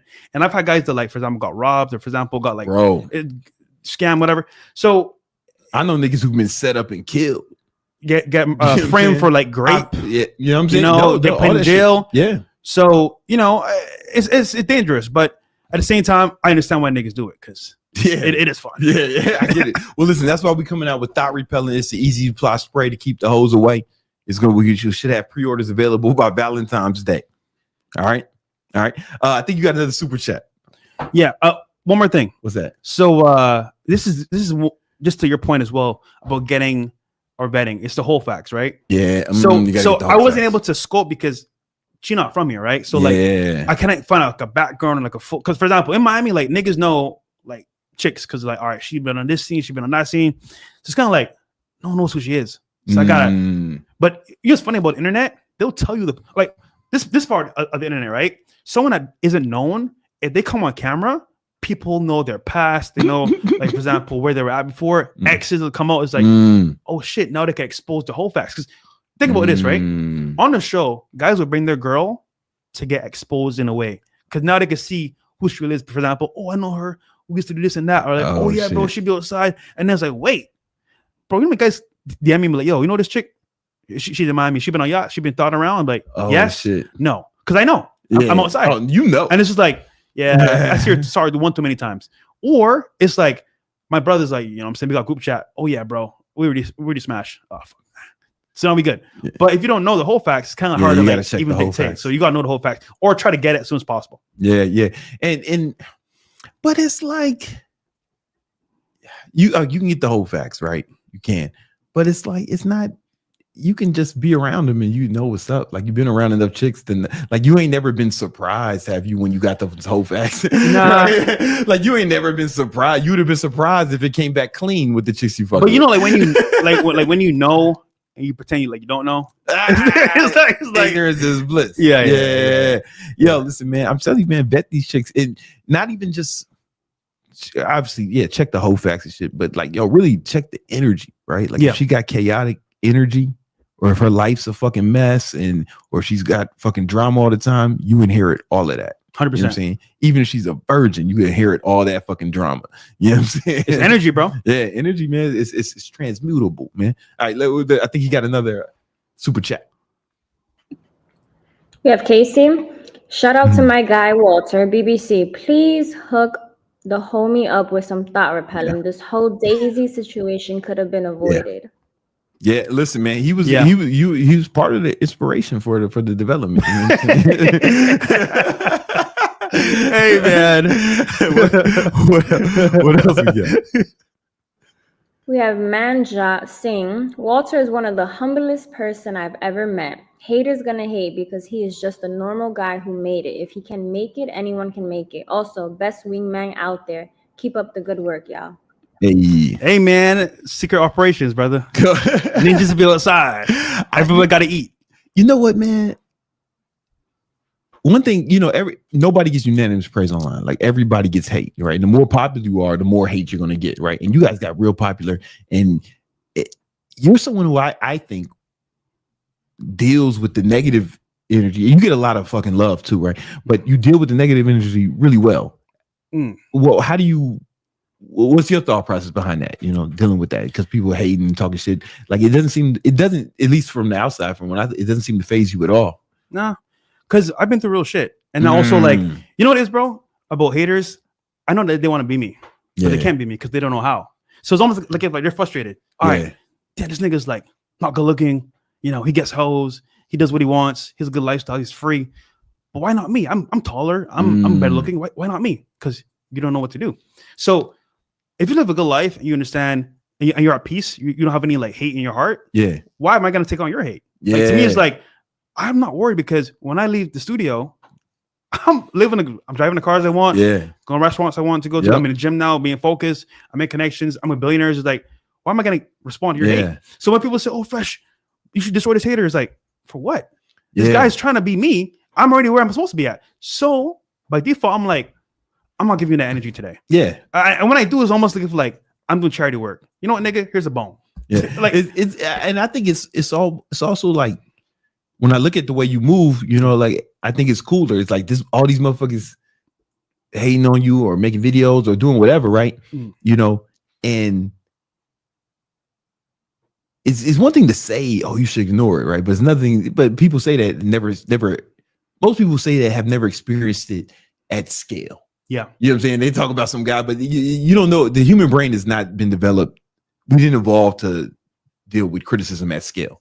You know what I'm saying? Because we spend most of our life in tribes of like human beings. Majority of human history, we were in tribes of like 150, 200 people. And if you were ostracized from the tribe for whatever reason, you probably die, right? So we evolved from people who literally had to fit in to survive, right? And those survival mechanisms get passed down to us, right? So we haven't.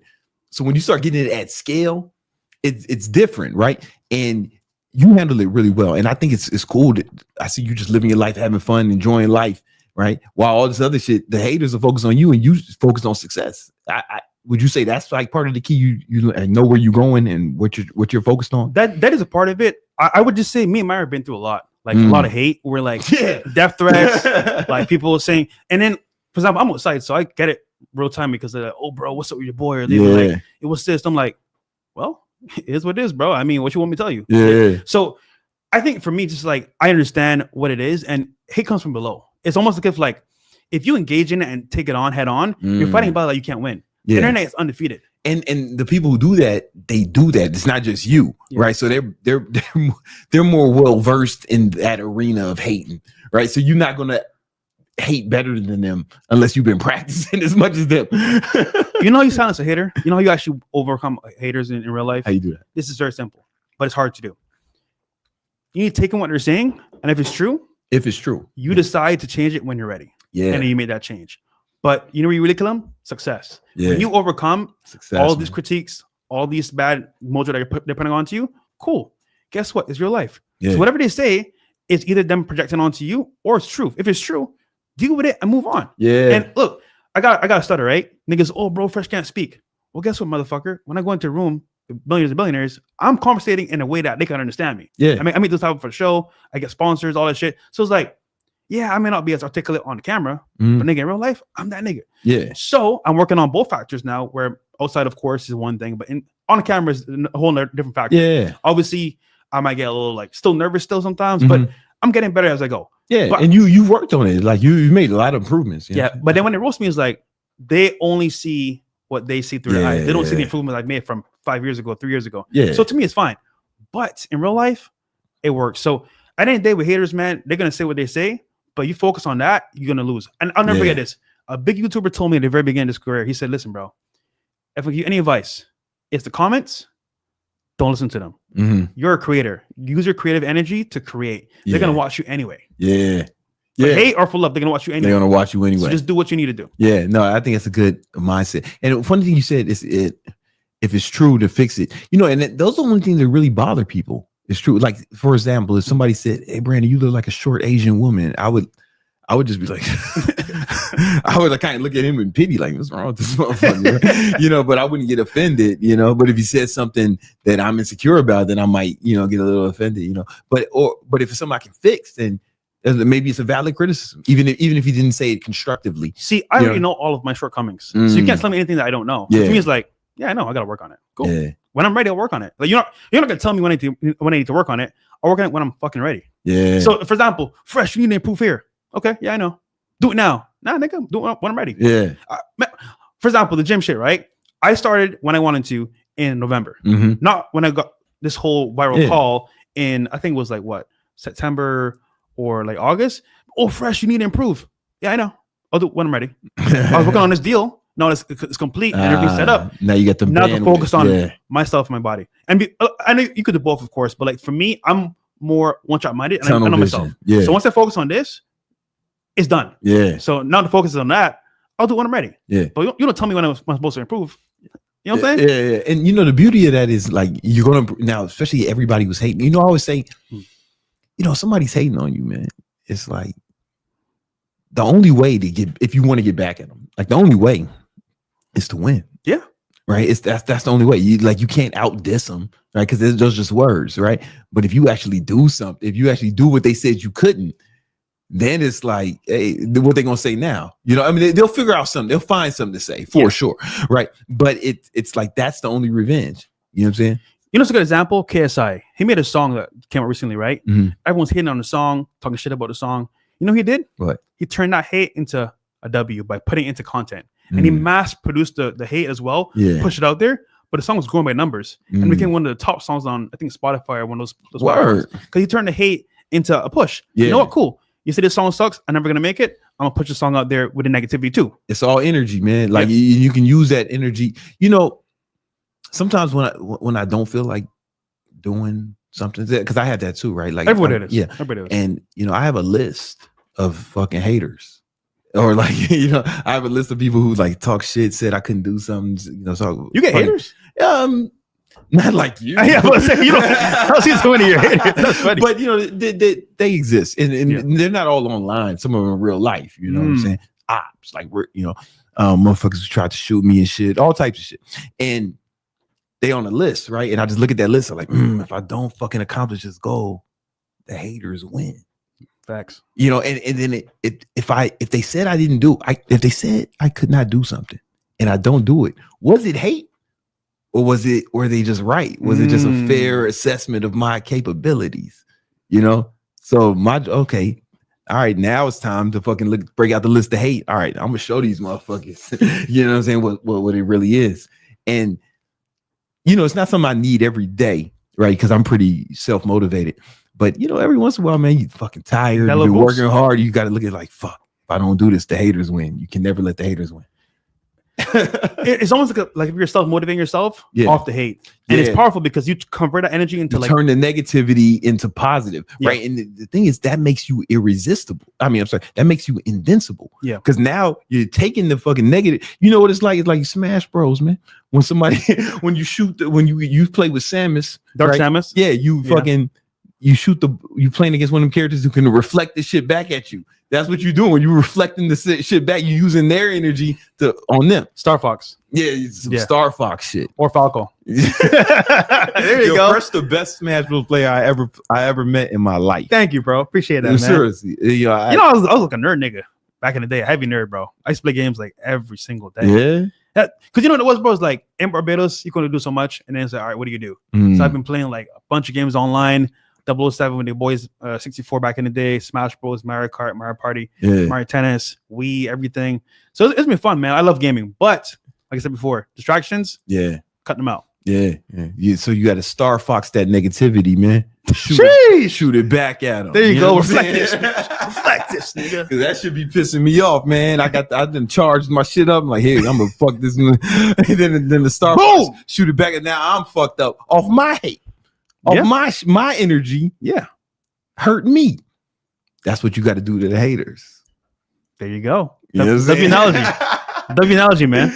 Dude, I don't think we got enough time for the other shit we had planned. It's all good, brother. Because we're just so wrapped up in the conversation, man. But we got to have you. That means you got to come back. You got some more super chats though. Hold up. I'm here, man. I'm here.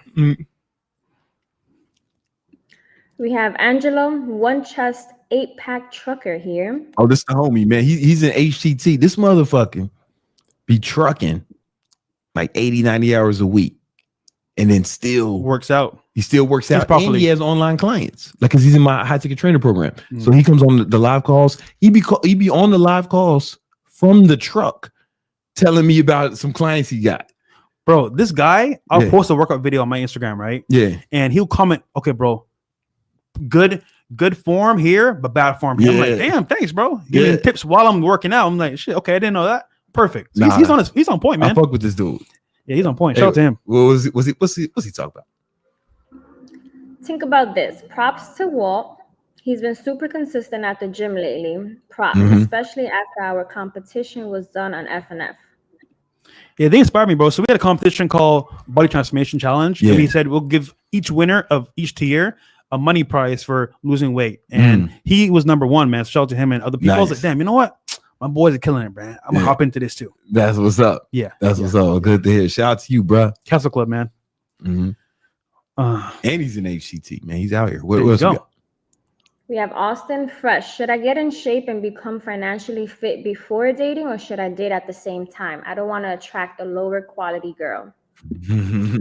Well, this problem with waiting before one or the other, right? Yeah. Like, at some point, you do need to sacrifice, for example, getting money on point and being stable.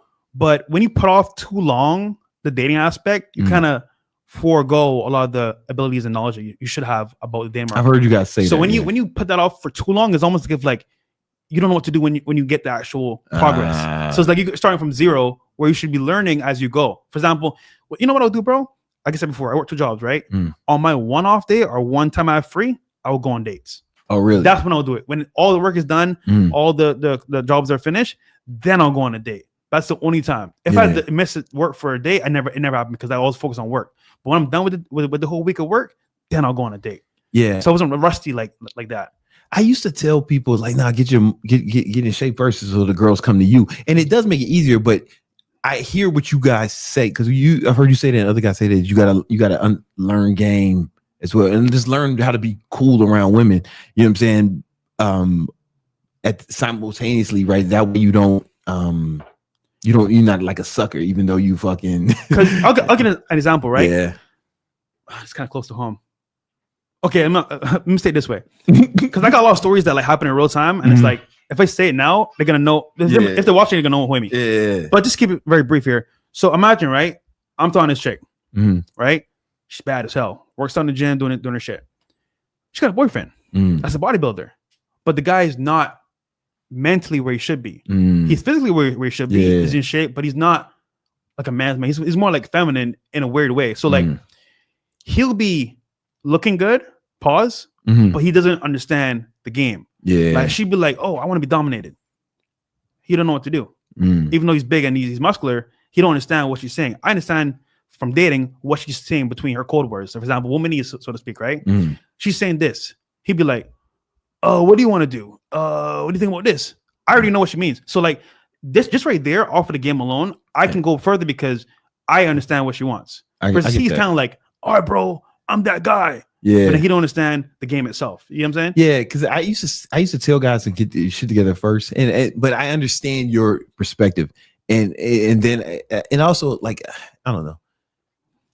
You know how many bodybuilders girls like cheat just because like, all right, this might sound weird, but like they're in the gym, which I understand, which is great, but all they focus on is fitness. So they don't have they don't really expand. Like, for example, Alex Hormozi is business, but he made a point at some point to meet Layla and make that work. Yeah, most niggas be like, all right, I'm gonna do this and try to figure out after. You may not be Alex Hormozi. Yeah, it worked out for him, but it may not work out for you. Yeah. So, no, he was broke when he met. He wasn't balling when he, like, if you read his book, you know what I'm saying. There's a point where he like had lost all his money and she was there. You know what I'm saying? But he focused though. He was focused. Yeah, he's focused. Yeah, yeah. And it was easier because the girl he picked, you know, she's a workaholic as well. They're like one of the same. Bro, they're like the same person, man. Smart guys. Smart guy. Yeah. All right. What else we got?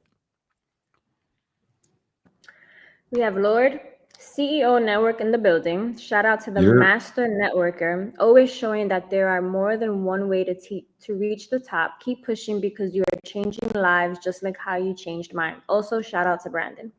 Hey, thank you, bro. Appreciate that, G. CEO Network, man. Lord Malachi in the building. He's an awesome guy too. Does a lot of work behind the scenes. Awesome.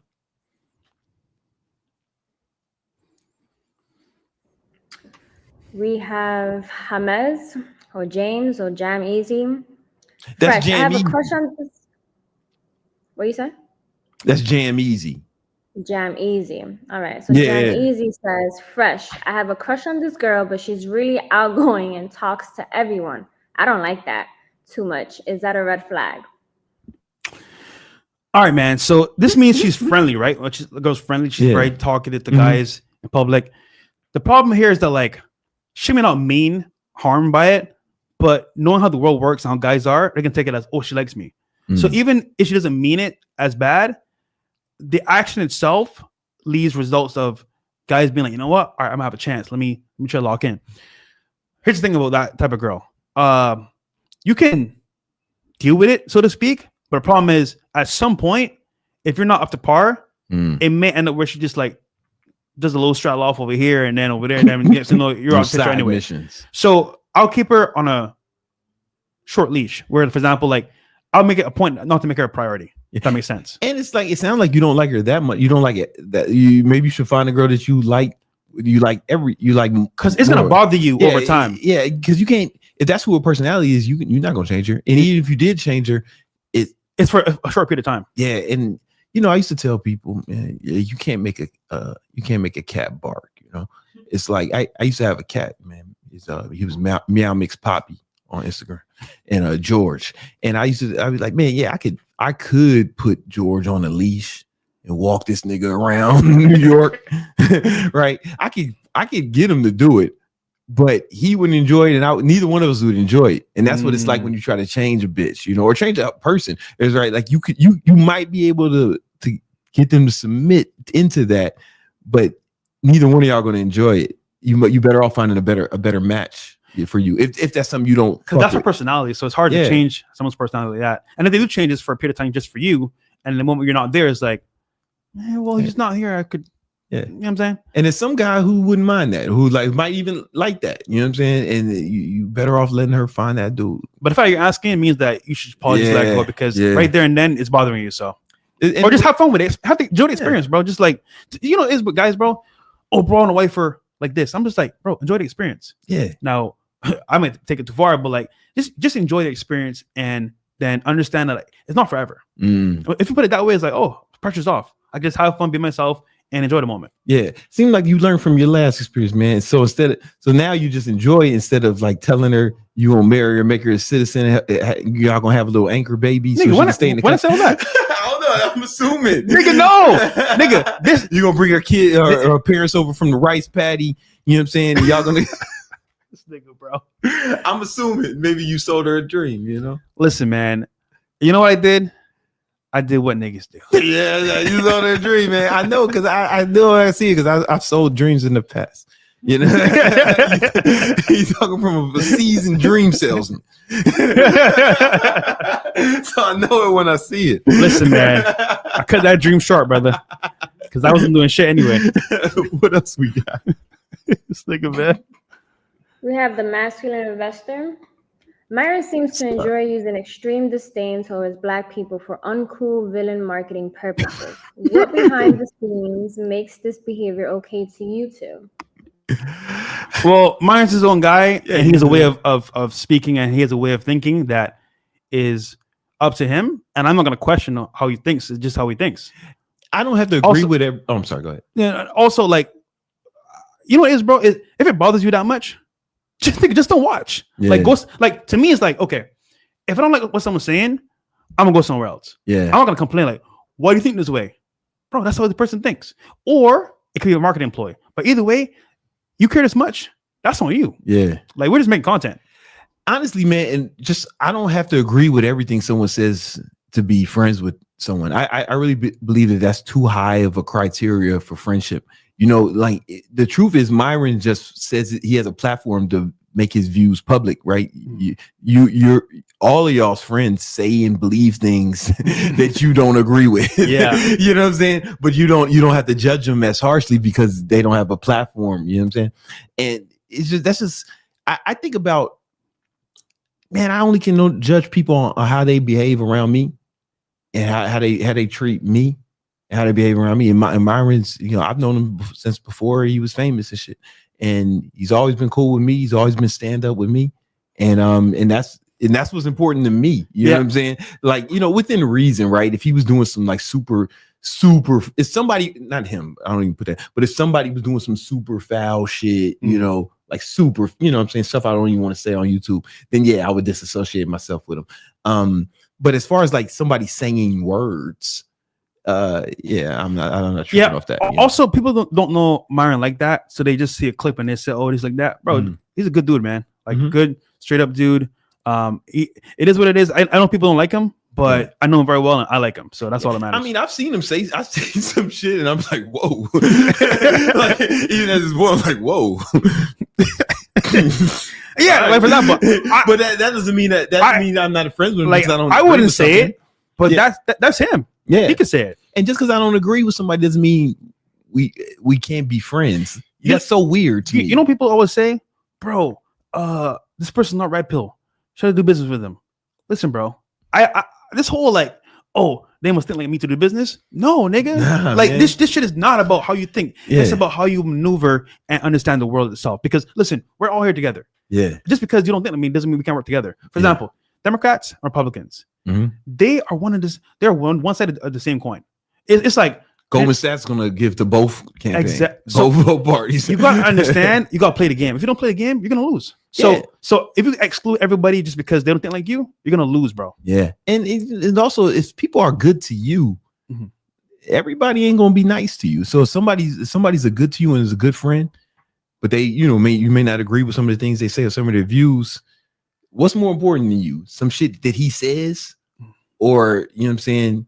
The relationship y'all have paused, like what I mean, for me, those are my priorities, like, and also I was friends with him before he just started doing or saying all that stuff, right? So it's like, I ride with the homies, man. You know what I'm saying? Like, even because I grew up is if you with your boys and one of your boys gets into a fight, you fighting with him, even if he was wrong.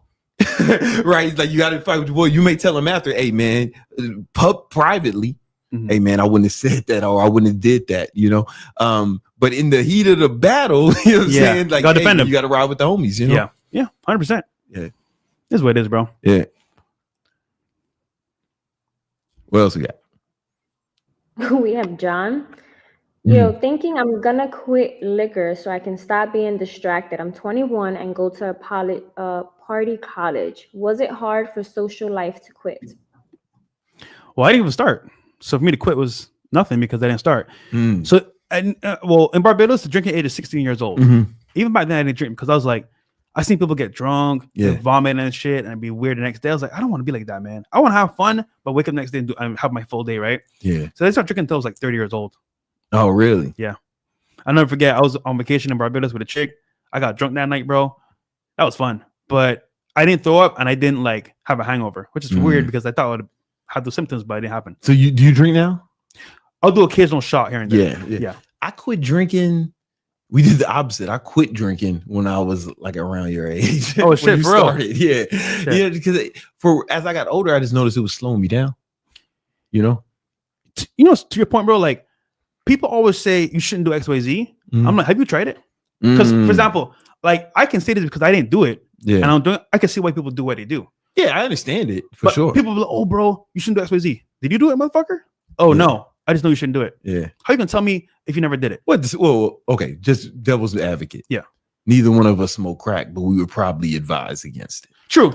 But when they're so adamant about it, like you should at least understand someone that's done it or the experience of it. Don't just say blindly, like, oh, I heard someone say this, I'm gonna repeat it. You should have a actual reference point, either from someone you know or yourself. Okay, this is not good. Yeah. For me, it's just a personal decision, and I guess to answer his question, did it hurt with social situations? Nah, the only slight negative is there's something you guys are gonna experience. If you ever quit drinking, it's girls won't want to drink with if you're on a date or something. They might not want to drink, right? Just because they don't want to drink alone and shit, And then you can see how that it's awkward. That it's fine if they don't drink, and it doesn't make it's awkward if they drink, but they usually don't. And what's going to happen is you'll notice, oh man, it used to be easier to get pussy. That's one thing, oh man, when I was drinking, it was easier to get pussy.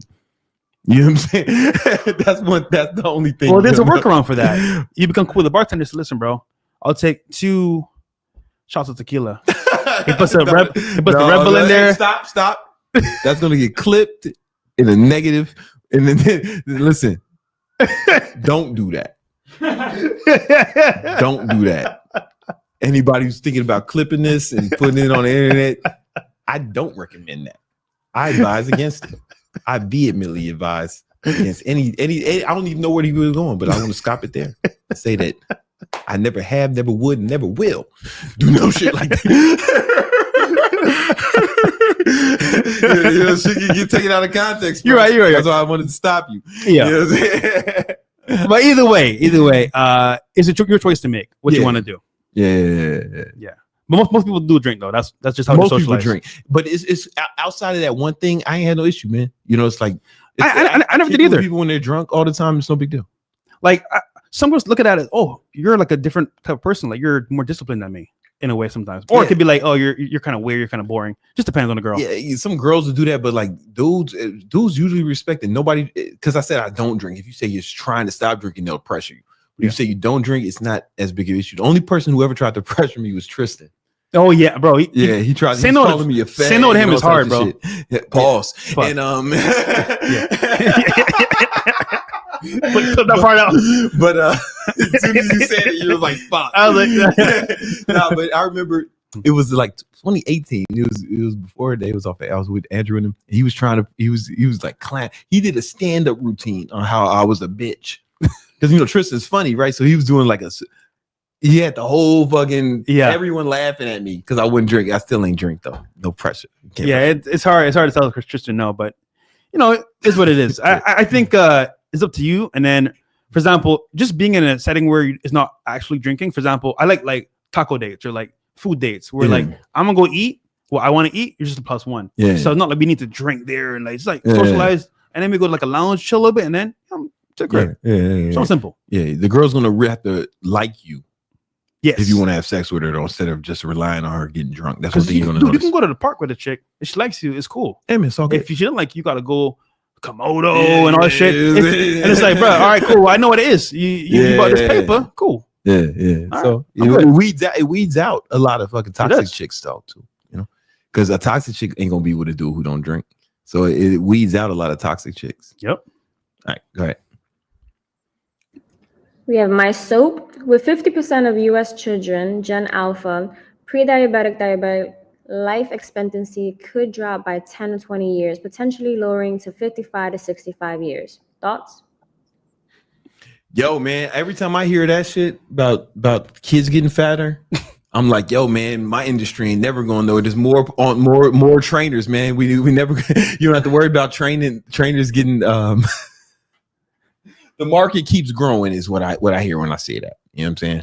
And the fatter people get, the more special it is when you in shape. So you get to stand out more. You got to look for the silver lining in these dying kids. You know, you got to say, you know, like there's all the obstacles the way, man. So like with every tragedy, some good comes out there. As a trainers, we got more clients. They growing new clients for us every day, right? New fat kids turn 18 every day, man. So now they can buy training from us. You know, that's dope. And the fatter Americans get, the more special it becomes to be in shape. So you stand out. You stand out as a fit man amongst fatties, and it's lit. I think it's lit, man. I'm excited about that. What about you, man? Better for us. Yeah, man. It's better for everyone. Everyone wins except the fat children. But you got to be example for your kids. You know, like that's one thing. You know, they learn this shit from the kid. Yeah, you really want to be example. Like my son like wants to do push-ups and shit. And I ain't been like, I don't even have to go hard to teach him that shit. He's just like, how you get muscles, man, work out. You know what I'm saying? And I go to school. I went to pick him up from school, and some kids say, "Oh, are you the Rock?" I'm like, no, but thank you. And but he hears that shit. You know what I'm saying? And like, I'm picking kids up with one arm at like the events, and everybody's like, oh. He sees that, and now he wants to work out. He'd be like, I told him what protein was, right? He said, what foods have protein? He's young. I was like, man, you know, like meats like chicken, beef, you know what I'm saying? He said, birds have protein. I was like, yeah. He's like, but he's like, food birds though, right? I'm like, food birds? Yeah. Chicken is a food bird. So he eats the food birds. He'll have some, he'll be like, Dad, I ate all my protein. That's what's up, man. Let's go. Leading by example, though. Yeah. That's what's up. That's what's up, man. Food birds. That's a new one. Food birds. Yeah, but to him, there's birds and there's food. I need me a food bird. What else we got, man? Let's run through these. We're going lightning speed, lightning round, Fresh. We're gonna knock them out. Let's go. You guys are getting distracted though. All right, we have Austin. Fresh. I know you've been through divorce, so you know my wife left me a month ago. How much time should I wait before I get back into the dating game? Start right now, bro. So when it comes to divorce, guys, who's divorced? Yeah. Well, I married a single mom back in the day. Oh, in Barbados? No, here in America. You don't know that story? I went viral for that too, actually, back in the day. Oh shit, man. Yeah. Damn. Yeah, that field day with that one. All right. But no. I wouldn't wait, bro, because it's funny about divorce. They're not waiting at all. They've already been on the way out before you even know it. Come on. So I actually initiated my divorce because I wasn't ready to take on that responsibility. I thought I could handle it, but I really couldn't. And just to be fair, bro, taking care of someone else's kid is an L. So, but for you, bro, start right now, bro. Don't wait, because I think most people think, okay, I should give myself a grace period. Well, you're not a chick, bro. You don't need to heal. You're a guy, bro. Like, just like get up, because what's gonna happen is she's already moved on. You've been waiting to like heal and shit like that for what? Yeah. Like, just start now and get over that chick, bro. Because I'll tell you right now, bro. Thank God that she left you now rather than later on. I'm divorced too. I don't even know that. Really? Yeah, man. My son's. Oh yeah. Okay. Hey, man, that's what niggas do, man. Hey, that's what we do, man. Divorce we chicks. out. Yeah, we out. What else? Single dad. Single life, man. You know what I'm saying? Just kidding. I should say that on camera, right? We're black, right? Yeah. Something like that. Yeah. Stereotypes. You know what I'm saying? It's nighttime. Nigga time. Let's go. What else we got? Uncle Luke. Uncle Luke. Think about this. Is up in the beach. Good to see you doing interviews. Do you have any new things coming up on your personal channel? Oh yeah, man. Yeah. I'm doing vlogs again. Yeah. I'm actually like, okay. So I've been through a lot of scenarios, situations, money-wise, girls-wise, networking-wise, business-wise. And I've gained a lot of wisdom over these years, bro. Like a lot. I've done shit niggas don't do in their 50s, 40s, ever. And I've realized, like King Solomon, the wisdom I've gained, I need to share. Because at the end of the day, all I can do is give back value. So God is pleased with me for giving back value. So I'm talking to people in real time when I'm driving my cars. Don't judge me for that.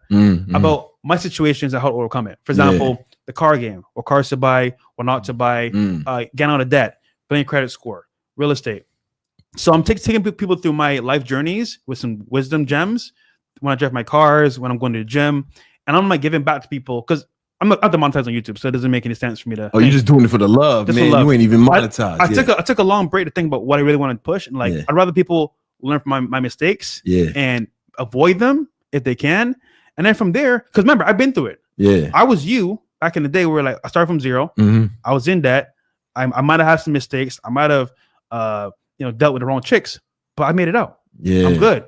You can too. Don't give up, because you know what guys do. They'll be like, "No, damn, my life sucks. This is my fault. I'm gonna end it all." No, you're still breathing, bro. You still got to. You can change shit, and it may take some time, but look into yourself. Understand? Okay, here's my issues, my weaknesses, and it's hard to do this, by the way. But once you look in the mirror, say, "Oh, you know what? I'm lacking in these areas. I can make a change." And that's the biggest thing. So I'm posting on my vlog channel again, all these videos, man. And we need to do actual, like, after this, we'll do a video on my vlog. Real quick. Let's do it. I'm with the shits, man. Because I fucks with your vlog channel. I like it, man. Guys, it's FreshPrince CEO on YouTube, man. Instagram is CEO Fresh Lifestyle. Posting motivational content back out there again. It's entertaining, man. Yeah. It's like you should fuck with it. All right, what else we got? We have Money Moves. Yo, Brandon and Fresh. Happy holidays. I'm hiring my first employee to film and edit videos to market my coaching business. Any advice for success? Yeah, so you're hiring your first employee to film and edit videos to market my. Okay, so here's the thing, right, bro? You should understand it yourself as well. So I don't know where you're at with understanding the game, but you should know the foundation of marketing and as well editing. Now, to save time, hiring is important. Yeah, you want to scale up your business, you need to hire people that can do the job very well. Now, here's my advice to you. When it comes to film editing, you can, this might sound kind of fucked up, but outsource to the Pajeets. Listen, they have a lot of time and they're cheap labor. No, I'm just kidding. That's Elon's going through the shit right now. But no, you can go to Fiverr.com. You can go to Upwork.com, find a good editor and a good photographer, and they can work for you for a very low price. Or like you said before, you're hiring right now. My thing is like, time for you to focus on what actually matters, your actual skills, and it's a good thing because you can scale at that point. It's better to get someone who's doing both. Who, in my experience, Nima could probably speak to this too. It's like the person who is. It always comes out best with the person who filmed it is the person who edited, because he can film it with the editing in mind, and he knows the fucking what footage is there. You know. Also, to save time, you got to rely on an editor, and a photographer is going to be like, okay, he didn't do it yet, so now you got to wait. Yada yada. I didn't get the video file yet, so having one person is way better because it's all in one house. I got two, but but the other guy, Harry, shout out to Harry in London, and he was my first employee. Demand him. Yeah, you know what I'm saying, he was my first employee, so he knows our workflow super well. So it's a good. Yeah, if you can get two in one, that's way better. Yeah, if you can get somebody who can do both, because it's something about that's a little better. Yeah, because I edited my first 1,000 videos on this channel. If I did not film that shit would have took fucking 8 times as long, right? Because you got to figure out what the fuck you got to watch the footage. Yeah, you know what's very inspiring? I know people don't like him. I like DBG because back in the day, he put vlogging and YouTube on a different map. He made it so that, like, you know, I'm gonna grind hard at everybody else. He did vlogs back in the day. He used to hold it by himself, with his phone and just vlog, and he did it well because he would do 3 vlogs in a day for like a month straight. Racked up on YouTube revenue. I'm like, this is some smart shit. Yeah, and he was whole empire. He the rapper, singer, right? Yeah. He was a YouTuber first, then turned rapper, which is hard to do when breaking the marketplace. So he did a good job. And he got the chick. He got Ariel pregnant. He got the little mermaid pregnant. Yeah. Halle Bailey. Oh man, that's a success story. Hell yeah. All right, what else we got? Cool. Hey man, hey, But you see, man, wait, hold on. He came from just being a fucking regular guy. Yeah. He used social media, Michigan, to make fucking a bunch of money. he bought his son a Ferrari. Buying his son Ferrari, Trolling. He's knocking trolling. up the Little Mermaid. Right. He's trolling. That's the part of like social media, man. That's why like we coming out with the free program. I'm not the free program. It's not gonna be free. It's gonna be super affordable, but it's gonna be a program called Influencer Domination Accelerator, and where I'm gonna work with people to help them grow their social media, show them how to go viral, YouTube, TikTok, Instagram, and really just grow the following. But when I say viral, I don't mean like every shit's gonna get 1 million views, because sometimes you got to do a lot of sucker shit for that, right? Like I'm talking about building a real strong following of people that will buy your products or buy your coaching, or maybe if you got a good following, then people, you can get brand deals and shit like that. So to your point, I'd rather have, from my experience, because I've met a bunch of creators in this space, I'd rather have a 10K follower count that are loyal supporters that actually support me than 100,000 that 100%. Are just watching to see my downfall, or, for example, have no interest in helping or to grow the brand. Because remember, people that are loyal to you, that support you and support the video, they keep you alive. Yeah. If they don't support the video, they can cancel you. Yeah. So having that power of that small army is better than having like 100,000 people that don't care about you. Way better. It's way better. Guys, we're gonna walk y'all through that. It's going to launch in January. It's going to be super affordable, but you got to join the VIP list, right? The VIP list, the link's in the description, so you don't miss out when it drops. It's link in the description. It's the first link, right? First link in the description. Join Influencer Domination Accelerator VIP list. And I think creators that have 1 million followers make no money, bro. And move people with 10K followers make thousands of dollars, bro. So it just depends on your community itself. Yeah, 100%, man. I knew a girl with 500,000 followers. Can't sell. She ain't had $500 in her account. Yeah. You know what I'm saying? Yeah. That's facts, man. We got next. We have Raul. What's fresh strategic Pro Fap opinion? Pro Fap isn't like jerking off? Yeah, so Pro Fap is a term I made up. Instead, because it's the opposite of no fap. Yeah. It's like, so when you're really focusing, right? Sometimes you get fucking super, instead of no fap, it's like, hey, sometimes you gotta rub one out and get to work. Instead of, because you could, this is for niggas who don't have problems with girls. Yeah. Right? Because girls are a big distraction. They can be, right? Like, especially if you're single, because you got to go out. People say, oh man, if I do no fap, I'll be forced to go out and get girls. I'm like, but if that's not a problem for you, right? If anything, if that's too much of a problem for you, maybe some Pro Fap, you can recalibrate. So I have two ways to handle this problem. One secular, one more based off of like following God's plan. You could either work so much that you're so tired you don't even want to jack off. That's one angle of more of a religious, more focused background. Secular is, like you said before, rub one out real quick and get back to work. Back to work. Because listen, we're niggas, bro.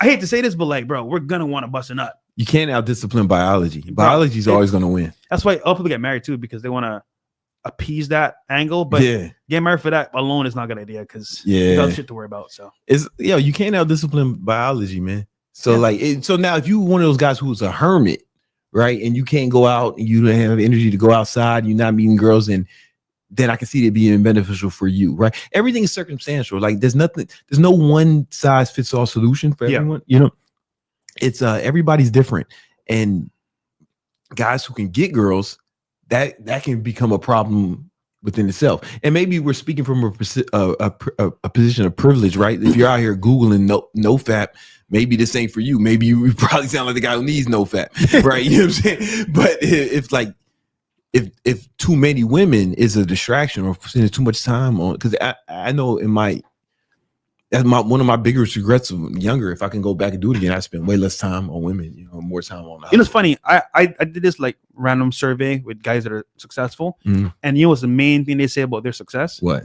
They wish they can go back in time. They were not so focused on girls. Yeah, everyone says that. Millionaires, right? Guys that are broke, guys that are older, same thing. It's an empty victory. It is. It's an empty victory. It's almost as if like I'm playing this game with no return. Yeah.